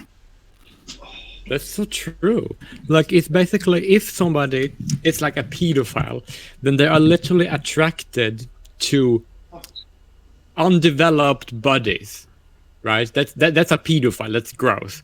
If someone is attracted to someone who they believe to be an adult, who looks like an adult, then that is not being a pedophile. Objectively speaking, that's not a pedophile because pedophile wouldn't even go for a woman who looks like this. Is like One Flew Over the Cuckoo's Nest. She may have been 16, but she told me she was 30, and she looked like. She told me she was 18, and she looked like she was 30. And of course, if you had that sweet pussy before, you wouldn't say no. Like that's a paraphrase quote from Jack Nicholson from One Flew Over the Cuckoo's Nest, probably trying to justify what this guy, what was the name of the director who fled to Switzerland? I'm not sure. Some Polish name. Polanski. Oh yeah. But yeah, if a chick who looks adult, like even old actually, if she's a whore, she probably looks older than her age from all the fucking shit that she did. If you think she's of age, you're not a pedophile. You're a guy so desperate to pay a woman that doesn't even look that good to have sex with you. And I know it's illegal in America to have sex with prostitutes, but come on. The guy who was murdered was not the bad guy in the story. Yeah, it was she, her pimp, and her fucking parents. A deadbeat dad and a single mother. But she's a hero now. Didn't you hear? I didn't. Yeah. She got out of jail and now she has a book and everyone's having her. She's a fucking murderer. She killed a fucking guy who didn't even try to have sex with her, really. In cold blood, just to watch him die. The is that she agreed to have sex with him, and he fed her and everything, and she's not even a good whore. So she's a murderer, and she's not even a good prostitute. She's like the worst whore ever. I'm sorry. Worst whore Worst ever. prostitute You're supposed to ever. fuck the guy and you kill him. Like, you couldn't fuck it up any worse. I want Wow, to at least you're her as a pimp. failed prostitute. If he made you fucking food, Centoya Jesus. Brown, comma, failed prostitute and author. I know if a guy made steak for me, I'd suck his dick. Like, what the fuck? I want to fucking leave him hanging. If I was into it and I paid you $100, you would suck my fucking dick. We wouldn't have a murder situation where you are the victim and I am the perpetrator of you killed me. Fucking hell. Yeah, why can't we just have a civilized society where people can exchange money for blowjobs and no one gets shot in the head? Well, shot in the head, like, not literally. In the back of the head. Don't forget it. He was sleeping and she shot him in the back. Sorry, In self-defense. She self-defensively shot him in the back of the head and then self-defensively stole his money because she self-defensively just wanted to see him die. Self-defensively. Yeah. Yeah. Yep. Yep. She's a hero though. She's a because hero. reasons. She's the hero we all need. We need to be just like her. Alright, so I was gonna end the stream a little while ago, but we were having fun talking, and I've been listening, but I carved a pumpkin. So that's what you were doing in the background. Yeah, I tried to mute my mic, but I might have forgotten a couple of times. And now I have all the guts, and I put some salt and some like oil on it, and I'm gonna bake it, but I don't know. I'm like paranoid because what happened last time was it turned out like absolute garbage, and I had to throw it away. So hopefully this time the guts will turn out kind of good. What did you carve? Just basic? Just a pumpkin, just a little pumpkin. They don't have big pumpkins here. They're all like really little. The last one I carved to look like Hitler. And I started to get moldy. But this time it was Stalin or what? Well, because I was carving it, and I gave it a little face, and then I realized, like, oh, I could totally give it a little mustache. And then I thought, oh my god, I want to make a Hitler pumpkin. And I thought it turned out pretty well. I respect that. This one, I just carved it open because I just wanted the seed, so it doesn't have, like, a face. Now I want to make a Hitler pumpkin. It's fun, and it's not hard to do. You just give it some eyes, give it the little mustache, give it the little hair. Beginner level. Basic pumpkin, add the mustache and the hair. It's a pretty easy recipe. You can add it to any kind of pumpkin carving that you want to do. I was gonna steal Nick Fuentes' idea and just carve the letter N on it. But, like, the letter N is actually harder to carve than Hitler. That's why he was so successful. Because it was easier than the options. Yeah, I suppose. You can call it the N pumpkin. Yeah. Forgotten boring. Well, do we have any closing thoughts? I personally would say I don't really have a problem with this whole transgenders reading to kids in principle.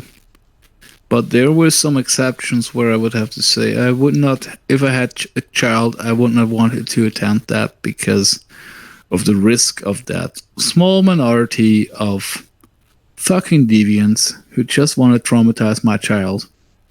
And that's my take on the transgender reading to children thing. Well, and I'd say let's have a transgender story time where we're celebrating them not just like for being trans, but for whatever their job is, for whatever they can do, or something like awesome, rather than just I can wear a costume and stay awake. I guess I don't know. Like this is Latoya. She's a firefighter. She saved 20 people last year. She also cut her penis off and had surgery and has now a new vagina and fake boobs, and she's a hero.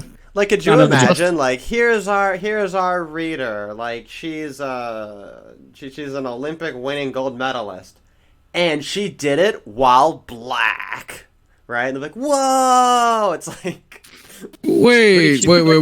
Black people can win gold medals? That's so progressive. Wow, that defies all my stereotypes. I didn't think they could do shit right? Like what's the message being sent here that these standards are so low? Look, everybody, we found a drag queen, and they're not gonna touch your children. Whoa! Yay! Hashtag not a pedophile. But technically speaking, those people were not transgender. Those are drag queens, and they're not trans.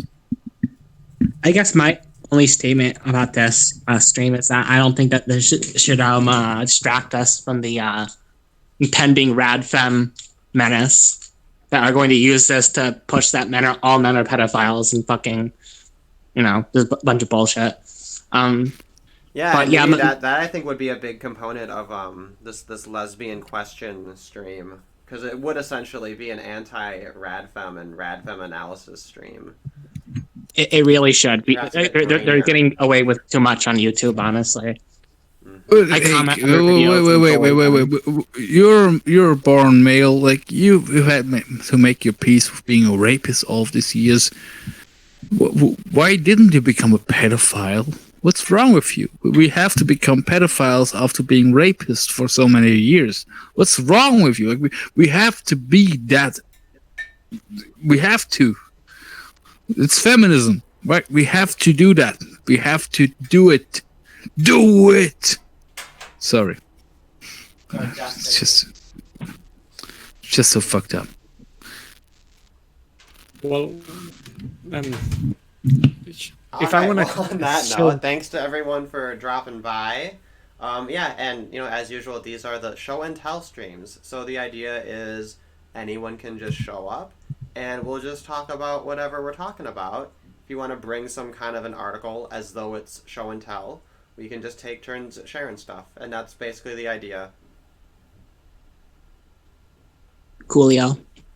And I'll start these. I guess whenever I wake up earliest on my days off, that's when these start. That's the best I can commit to, because whenever I try to pick a time, that ends up being the worst time for me. But we'll see if it gets more regular as the weeks go on.